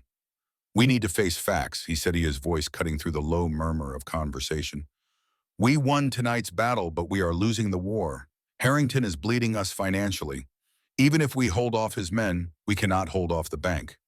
"How much time do we have?" Catherine asked. Cole checked the calendar on his desk. 10 days until December 31st. We owe $3,500. We have $450 in cash. Our cattle are worth perhaps $5,000, but there are no buyers in winter. If we cannot pay, the bank forecloses and Harrington gets the land for a fraction of its value. And then we make him regret wanting it so bad, Old Jack said, his voice harsh. Burn the whole damn place down before we let him have it. "No," Catherine said firmly. Everyone turned to look at her. "We do not destroy what 3 generations built just to spite one man. There has to be another way." Cole felt a surge of pride at her words. She understood what this land meant, not just to him, but to his family's legacy. "What if we went around Harrington?" Catherine continued, leaning forward. "He wants this land because the railroad is coming through.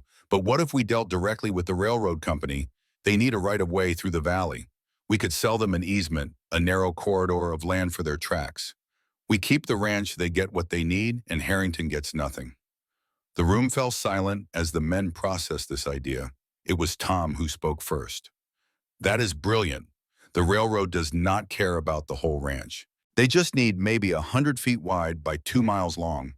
We could sell that for enough to pay the debt and still keep 99% of our land."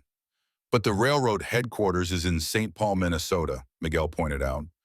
"How do we reach them in 10 days? Cole was already calculating. "Telegraph to their office tomorrow. Request an immediate meeting. If I take the train, I can be there in 3 days. 2 days to negotiate, 3 days back.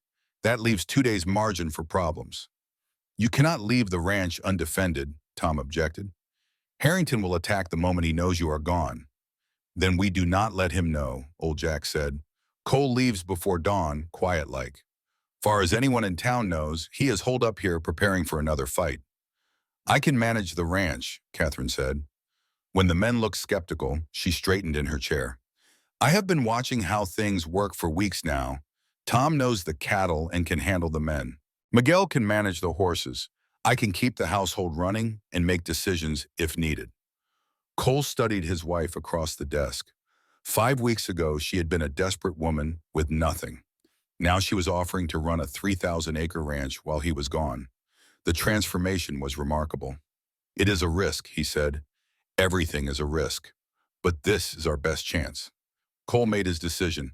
"All right, Tom, you are in charge of defense while I am gone. Set up rotating patrols, but make it look like normal ranch work. Do not give Harrington any indication that I have left. Catherine, you manage the household and make any decisions that cannot wait. Miguel, keep the horses ready in case anyone needs to ride for help." "And me?" Old Jack asked. "You stay close to Catherine and the boys. If trouble comes, your experience could save lives." They spent the next hour working out details, contingency plans, communication signals. By the time the meeting broke up, Cole felt the familiar clarity of purpose that had sustained him through his military years. They had a plan. It might fail, but at least they were taking action rather than passively waiting for disaster. After the others had left, Catherine remained. She stood and walked to the window, looking out at the snow-covered valley that glowed silver under the stars. "Are you really comfortable with this?" Cole asked, coming to stand beside her. "It is asking a lot of you. You trusted me with a rifle during the attack. Why not trust me with the ranch for a week? Because if I fail in St. Paul, everything falls apart. The pressure on you would be immense." Catherine turned to face him. "Cole, when I married you, I became part of this family. That means I share the burdens as well as the benefits. You have been carrying this alone for too long. Let me help shoulder the weight." Cole pulled her close, resting his chin on top of her head. "How did I get so lucky to find you? You were desperate and I was freezing. Not exactly a fairy tale romance. No, it is better than that. It is real."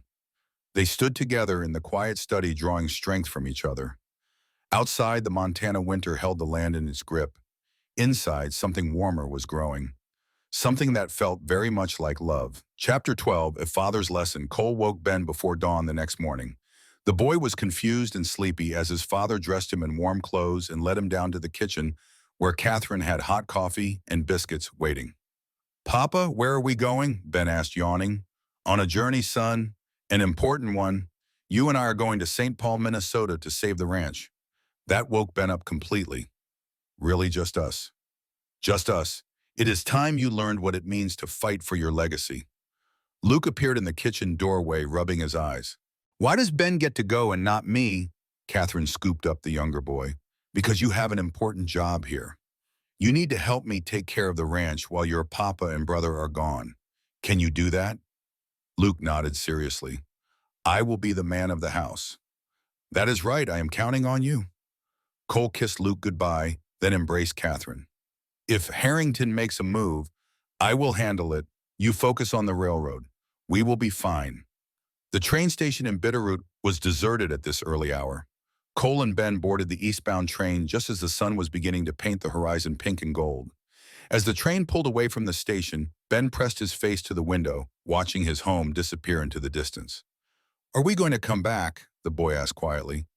"Of course we are. Why would you ask that?" "Because Mama left and never came back." The simple statement hit Cole like a punch. He put his arm around his son's shoulders. "Ben, your mama did not choose to leave. She fought to stay with you with all of us. Sometimes death takes people before we are ready to let them go. But I promise you I am coming back. We are both coming back, and we are going to save our home." As the train rolled across the snowy plains, Cole began to teach his son the lessons he wished someone had taught him at that age. He explained about the ranch not just as property, but as legacy. "Your great-grandfather fought Comanche warriors for that land," Cole told Ben, "took an arrow through his shoulder and kept fighting because he knew that land would feed his family for generations. Your grandfather served in the Civil War, came home with a bullet still in his back that doctors could not remove. He worked that ranch in constant pain because he understood it was bigger than himself. Now it is my turn to fight for it, and someday it will be yours." "What if I do not want to be a rancher?" Ben asked. The question surprised Cole. "What do you want to be?" "I am not sure yet, but Mama Kate says I am good with numbers. Maybe I could be an accountant or a banker." "Your new mama is right. You are very good with numbers." Cole thought carefully about his next words. "Ben, the legacy I am talking about is not just about raising cattle. It is about responsibility, about protecting what previous generations built, about making sacrifices for people who come after you. You could be a banker and still honor that legacy by making wise decisions, by taking care of your family, by building something worth passing on. Like you marrying Mama Kate. Exactly like that. I needed help. She needed help, so we made a difficult choice that benefited everyone. That is what men do, son. They make hard choices to protect their families." The train rattled on through the morning. Ben asked endless questions, and Cole answered each one honestly. They talked about business, about contracts, about negotiation and compromise. Cole showed Ben the papers he had prepared for the railroad company, explaining each clause and provision. "Why are you telling me all this?" Ben asked. "I am only 8. Because I want you to understand. Your grandfather started teaching me about the ranch when I was 7. He said a man is never too young to learn responsibility. And besides," Cole paused, choosing his words carefully, "if something happens to me, I need to know you understand enough to help Mama Kate make the right decisions. Nothing is going to happen to you. Probably not, but we prepare for the worst and hope for the best. That is what men do. That night, they stayed in a simple hotel in Omaha. After Ben was asleep, Cole sat by the window looking out at the unfamiliar city and thinking about Catherine back at the ranch. Was she safe? Was Harrington making his move? He had to trust that she could handle whatever came. He had no choice. The next day brought more travel and more lessons. Cole taught Ben about reading people, about understanding motivations and finding common ground. He taught him that business was not about winning, but about finding solutions that benefited everyone involved. The railroad wants land for their tracks, Cole explained. We want money to keep our ranch. If we can give them what they want while getting what we need, nobody loses. That is the best kind of deal. On the third day they arrived in St. Paul. The city was bigger than anything Ben had ever seen, with buildings that towered 3 and 4 stories high and streets crowded with wagons and people. Cole could see his son's eyes widen with wonder, but he kept the boy focused. Remember why we are here. Stay alert, be polite, and watch how business is conducted. The Northern Pacific Railroad headquarters was an imposing brick building downtown. Cole and Ben were shown into a conference room where 3 executives waited. The men looked skeptical when they saw Cole had brought a child to a business meeting. Gentlemen, Cole said, shaking hands firmly, this is my son Benjamin. He is learning the family business. I hope you do not mind his presence. Not at all, said the senior executive, a white-haired man named Roberts. Though I must say this is unusual. Your telegram mentioned a right-of-way proposal. Cole laid out his maps and documents explaining exactly what he was offering. A corridor 100 feet wide running 2 miles through the Blackwood Ranch, giving the railroad direct access through Bitterroot Valley. The price $5,000 payable immediately. The railroad men studied the maps. Roberts frowned. We were under the impression that this land was already spoken for.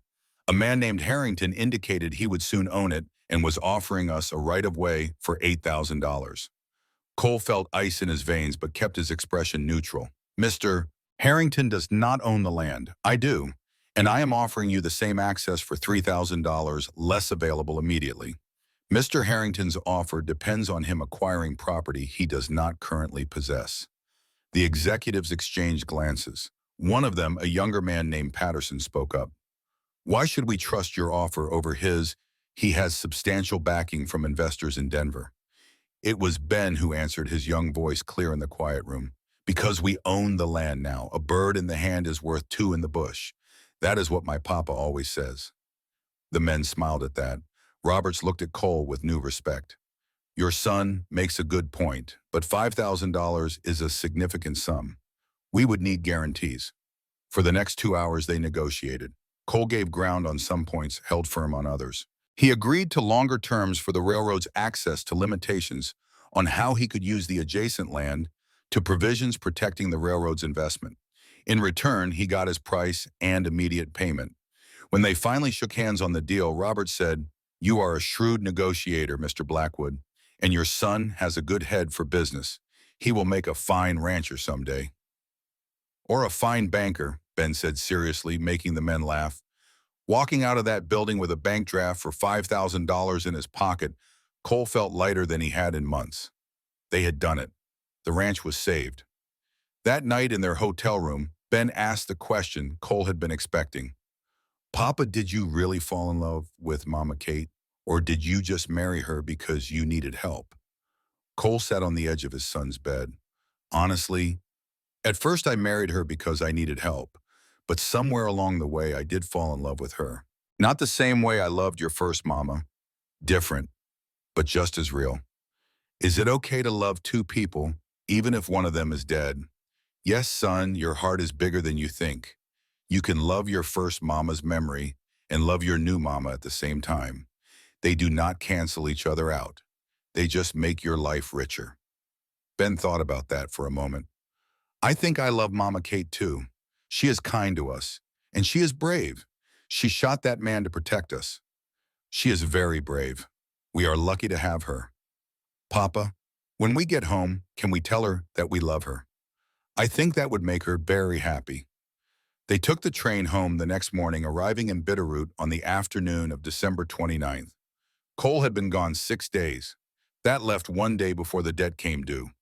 As the train pulled into the station, Cole saw Tom Fletcher waiting on the platform. His foreman's face was grim. Boss, we got problems. Chapter 13, The Fortress Holds. While Cole and Ben were traveling to St. Paul, Catherine discovered that managing a ranch under siege was far more challenging than she had anticipated. The first 2 days passed quietly, almost too quietly.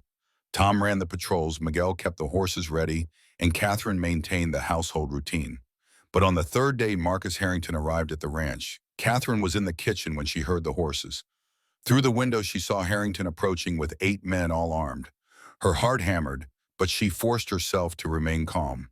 She wiped her hands on her apron, checked that the small pistol Cole had given her was in her pocket, and walked out onto the porch. Old Jack appeared at her elbow, moving quietly despite his limp.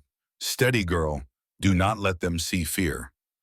Tom and Miguel were already positioning themselves strategically, rifles visible but not pointed. The ranch hands emerged from the barn, making their presence known. Harrington reined in his horse 20 feet from the porch. He was dressed like a city gentleman, expensive suit and hat, looking completely out of place on a working ranch.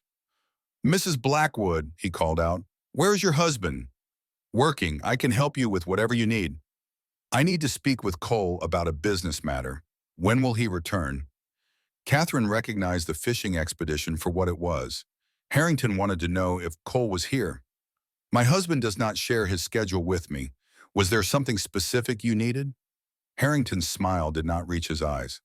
I came to collect on the debt your husband owes. I now hold the note from the bank. $3,500 due in 3 days. Catherine felt her stomach drop, but kept her expression neutral. The debt is not due until December 31st. Today is the 26th. You are early. Actually, if you read the contract carefully, you will see that the creditor can demand early payment if the property is deemed at risk. Given the recent violence at this ranch, I deem it very much at risk. It was a legal trap, and Catherine had no idea if he was bluffing or telling the truth. I would need to see the contract and consult with our lawyer. You have 24 hours. Tomorrow at this time, I return with the sheriff and a foreclosure notice. If you cannot pay, this ranch becomes mine. We will see about that. Harrington tipped his hat mockingly and rode away with his men. Catherine stood on the porch until they were out of sight, then her knees went weak. Old Jack caught her arm. Easy now, you did good. Kept your spine straight. He can do this, can he not? Force early payment. Maybe, maybe not, but we cannot reach Cole to find out, and we do not have the money either way. Catherine's mind raced. They were trapped. Cole was unreachable somewhere between here and St. Paul. They had no lawyer in town who was not already in Harrington's pocket, and they had less than $2,000 in available funds. That night, she barely slept. She kept going over options in her mind, each one more desperate than the last. Sell the cattle at panic prices. There were no buyers. Borrow from neighbors.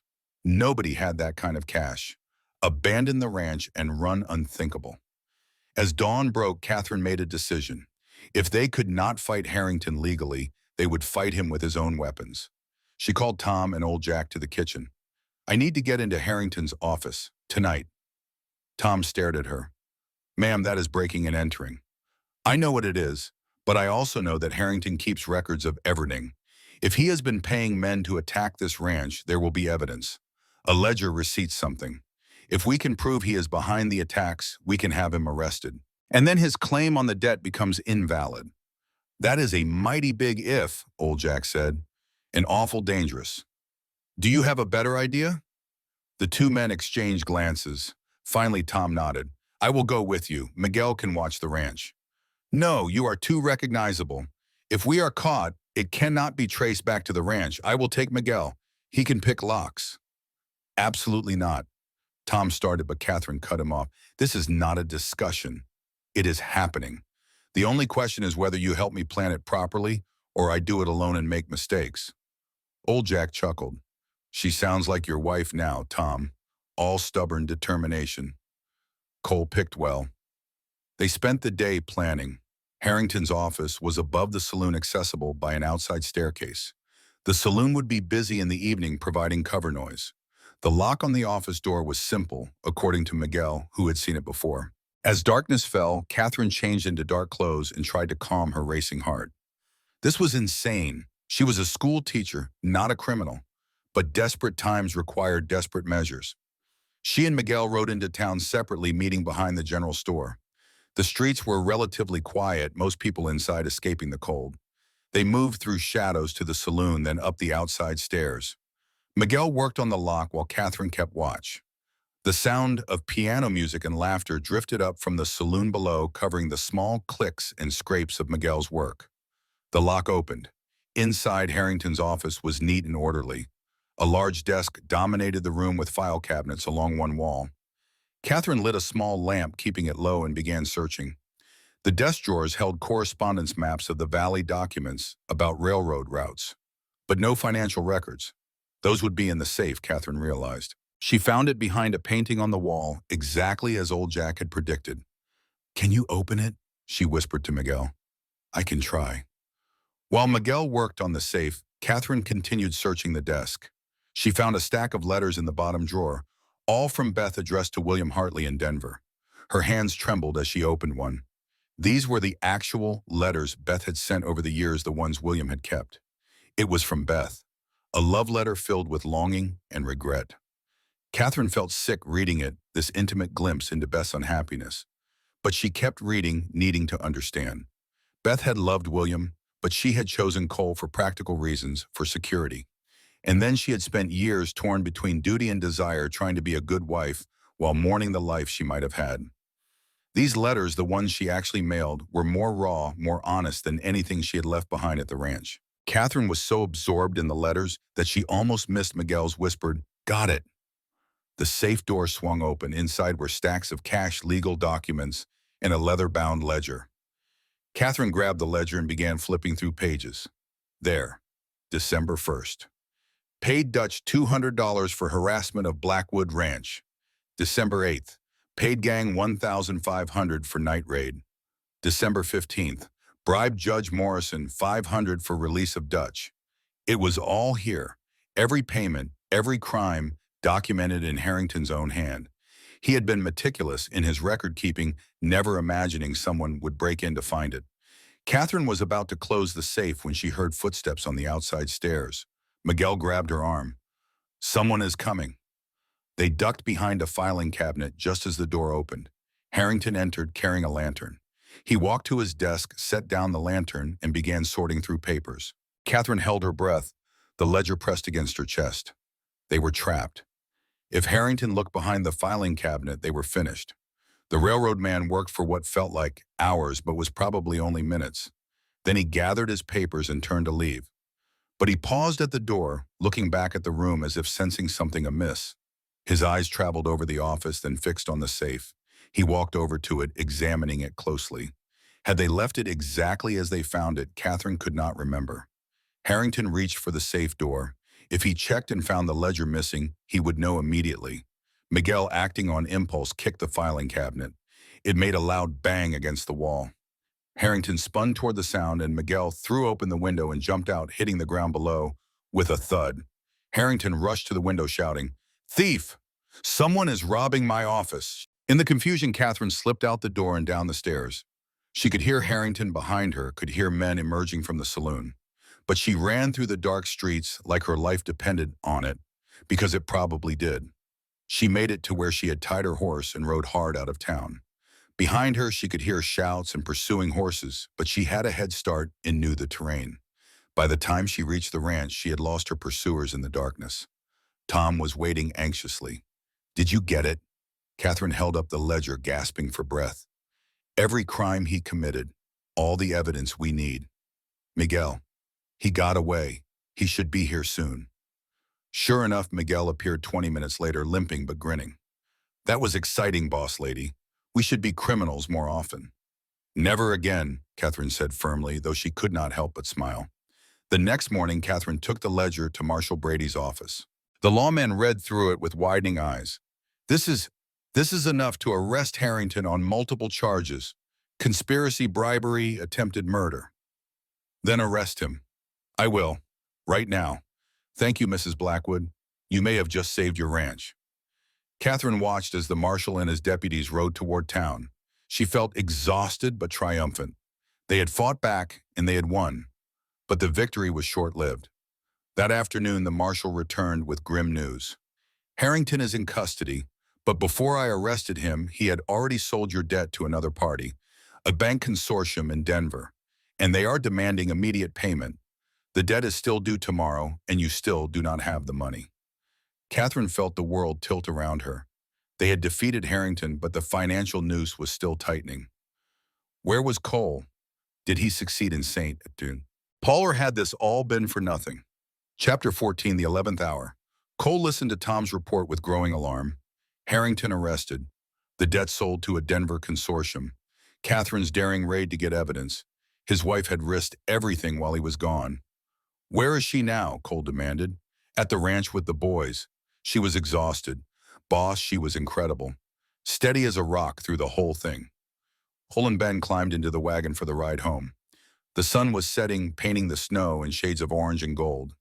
One more day until the debt came due and he had the money to pay it. As they approached the ranch, Cole saw Catherine on the porch. When she spotted the wagon, she ran down the steps, her skirts flying. Cole jumped down and she threw herself into his arms. Thank God you are back. I was so worried.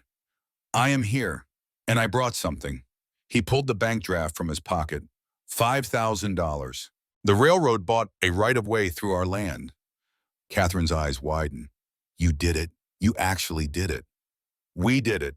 You held the ranch. I closed the deal. Together.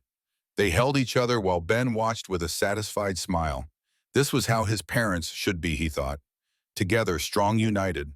That night, after the boys were in bed, Cole and Catherine sat together in the study.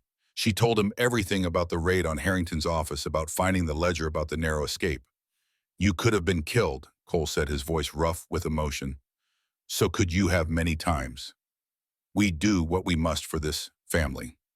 Catherine, there is something you should see. Cole pulled out 2 stacks of letters. These are the draft letters my father found in Beth's sewing basket, the ones she wrote but never sent. And these, he gestured to the letters Catherine had brought back, are the ones she actually mailed to William, the ones you found in Harrington's office. I want to read them all with you, all of them. No more secrets between us. They spent hours going through Beth's correspondence to William Hartley. The letters painted a picture of a woman torn between 2 worlds, loving her children, but regretting her choices, trying to be a good wife while dreaming of a different life. When they finished the last letter, Catherine said quietly, she was so conflicted. I feel sorry for her.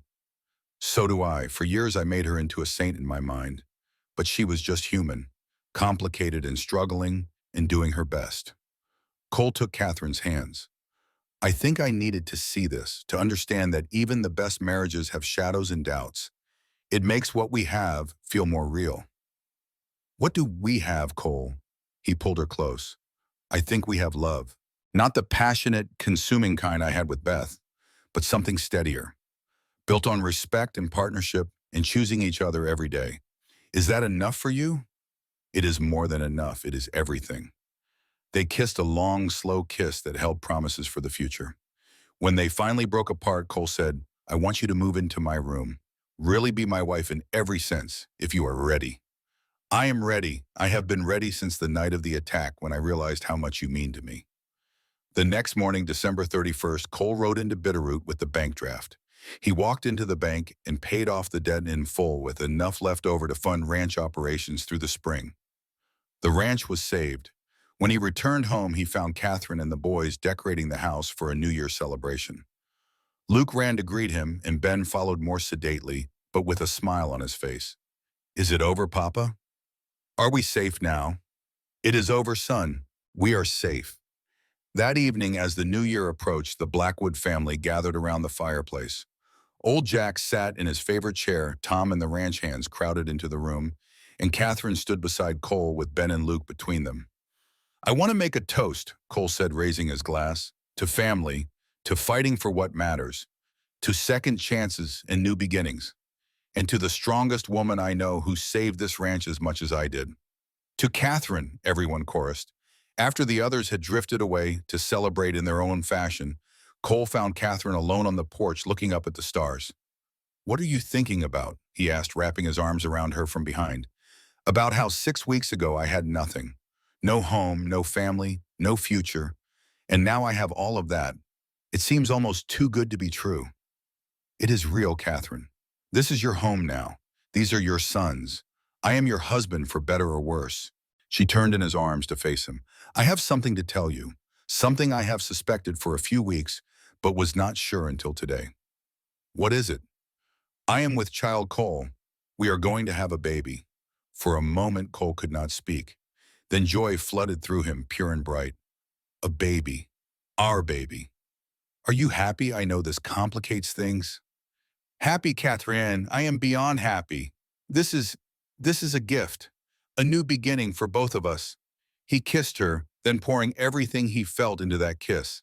When they finally broke apart, they were both laughing and crying at the same time.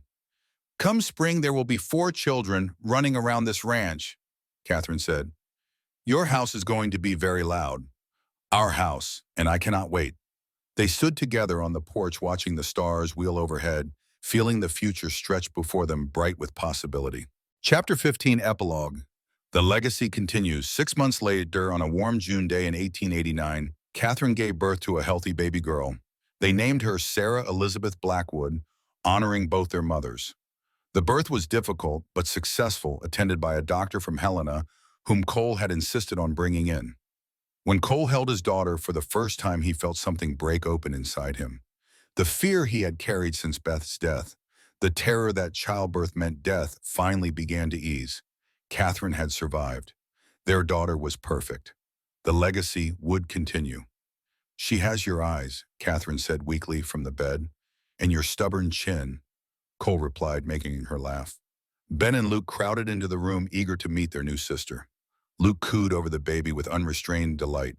Ben was more reserved, but Cole saw the tenderness in his older son's eyes as he carefully touched the baby's tiny hand. Will you teach her to read like you taught us? Ben asked Catherine.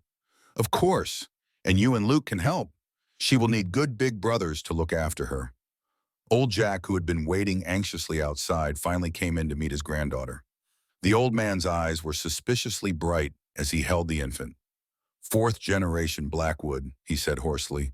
I never thought I would live to see it. Your mama would be so proud, Cole. Over the following months, the ranch flourished. The railroad began construction on their right-of-way, paying their annual rent faithfully. Cole used the extra income to hire more hands, repair buildings, improve the stock. The ranch became more profitable than it had been in years. Catherine's school grew to 20 students meeting in a dedicated room Cole had built onto the house. Children came from neighboring ranches to learn, and Catherine taught them all with patient dedication. Tom Fletcher married a widow from town and brought her to live in a small house Cole built for them on the ranch property. Miguel Santos became foreman of the horse operation, breeding some of the finest animals in the territory. The ranch became a model of successful management. Marcus Harrington was tried and sentenced to 10 years in prison for conspiracy, bribery, and attempted murder. The evidence from his ledger was damning. Before he was led away, he looked at Cole one last time. I loved her, you know. Beth, I would have given her everything. I know, Cole said quietly, but she chose her life. She chose her sons. You need to let her rest. And Marcus was taken away to serve his sentence, finally releasing his grip on a past he could not change. One evening in late summer, Cole and Catherine sat on the porch watching the sun set while Sarah slept in a cradle beside them. Ben and Luke were down by the creek fishing with old Jack supervising from a chair on the bank. Do you ever regret it? Catherine asked. Marrying me instead of waiting to find love again? Cole pulled her close. I did find love again, just not in the way I expected. What we have is stronger than what I had with Beth because it was built on honesty and partnership from the start. I love you, Cole Blackwood, and I love you, Catherine Blackwood. Thank you for saving me, for saving all of us. Later that week, Cole took Ben out to the family cemetery where Beth and the twins were buried. They had not visited together in a long time, and Cole felt it was important. Do you still miss her? Ben asked, looking at his mother's headstone. Every day, but missing her does not mean I love Mama Cade any less. Both feelings exist together. Cole put his hand on his son's shoulder. Someday this ranch will be yours and Luke's, and then it will belong to your children. The legacy is not just land, Ben. It is family. It is taking care of each other. It is making hard choices to protect the people you love. Like you marrying Mama Kate to save the ranch. Exactly like that, though it turned into much more than I expected. Good, Ben said seriously, because I like Mama Kate. She makes you happy, and she makes good cookies. Cole laughed. Both very important qualities in a wife. They stood together in the quiet cemetery 3 generations of Blackwoods represented. The past, the present, and the future all connected by love and sacrifice and determination. As they walked back to the house, Cole saw Catherine on the porch with baby Sarah in her arms. Luke came running up from the creek, soaking wet and laughing. Old Jack followed more slowly, shaking his head at his grandson's antics, but smiling. This was legacy, Cole thought. Not just the land, or the buildings, or the cattle, but this. Family, love, the courage to start over when everything seems lost, the wisdom to accept help when pride says to refuse it, the grace to love again after loss. He had started this journey desperate and broken, proposing a loveless marriage to a desperate woman. And somehow, through trials and danger and honest partnership, they had built something worth far more than the land they fought to keep. They had built a family. Cole joined his wife on the porch, taking Sarah from her arms and cradling his daughter close. "What are you thinking about?" Catherine asked. "About how I proposed a marriage of convenience and ended up with a marriage of love. About how the best things in life come when you stop trying to control everything and just do what is necessary." "That is very philosophical for a cowboy. I have a smart wife. She teaches me things." Catherine leaned against him, and they watched the sun paint the Montana sky in shades of gold and crimson. Below them, the ranch spread out in all its hard-won beauty. Behind them, Old Jack was telling Luke another story from the old days. Beside them, Ben sat reading a book Catherine had given him. "Cole," Catherine said softly. "Yes, thank you for taking a chance on a desperate schoolteacher freezing under a tree, for trusting me with your sons and your ranch and your heart, for choosing me every day even when it would be easier not to. I should be thanking you. You saved more than the ranch, Catherine. You saved me." And as the first stars began to appear in the darkening sky, Cole Blackwood felt a peace he had not known in years. The legacy was secure, his family was whole, and the woman in his arms was his partner in every sense that mattered. They had started with necessity and built something that transcended audit. They had taken a practical arrangement and transformed it through honesty, courage, and commitment into genuine love. It was not the fairy tale romance of storybooks. It was better. It was real, earned, and enduring. And that Cole thought as he held his wife and daughter close was the greatest legacy of all, the end.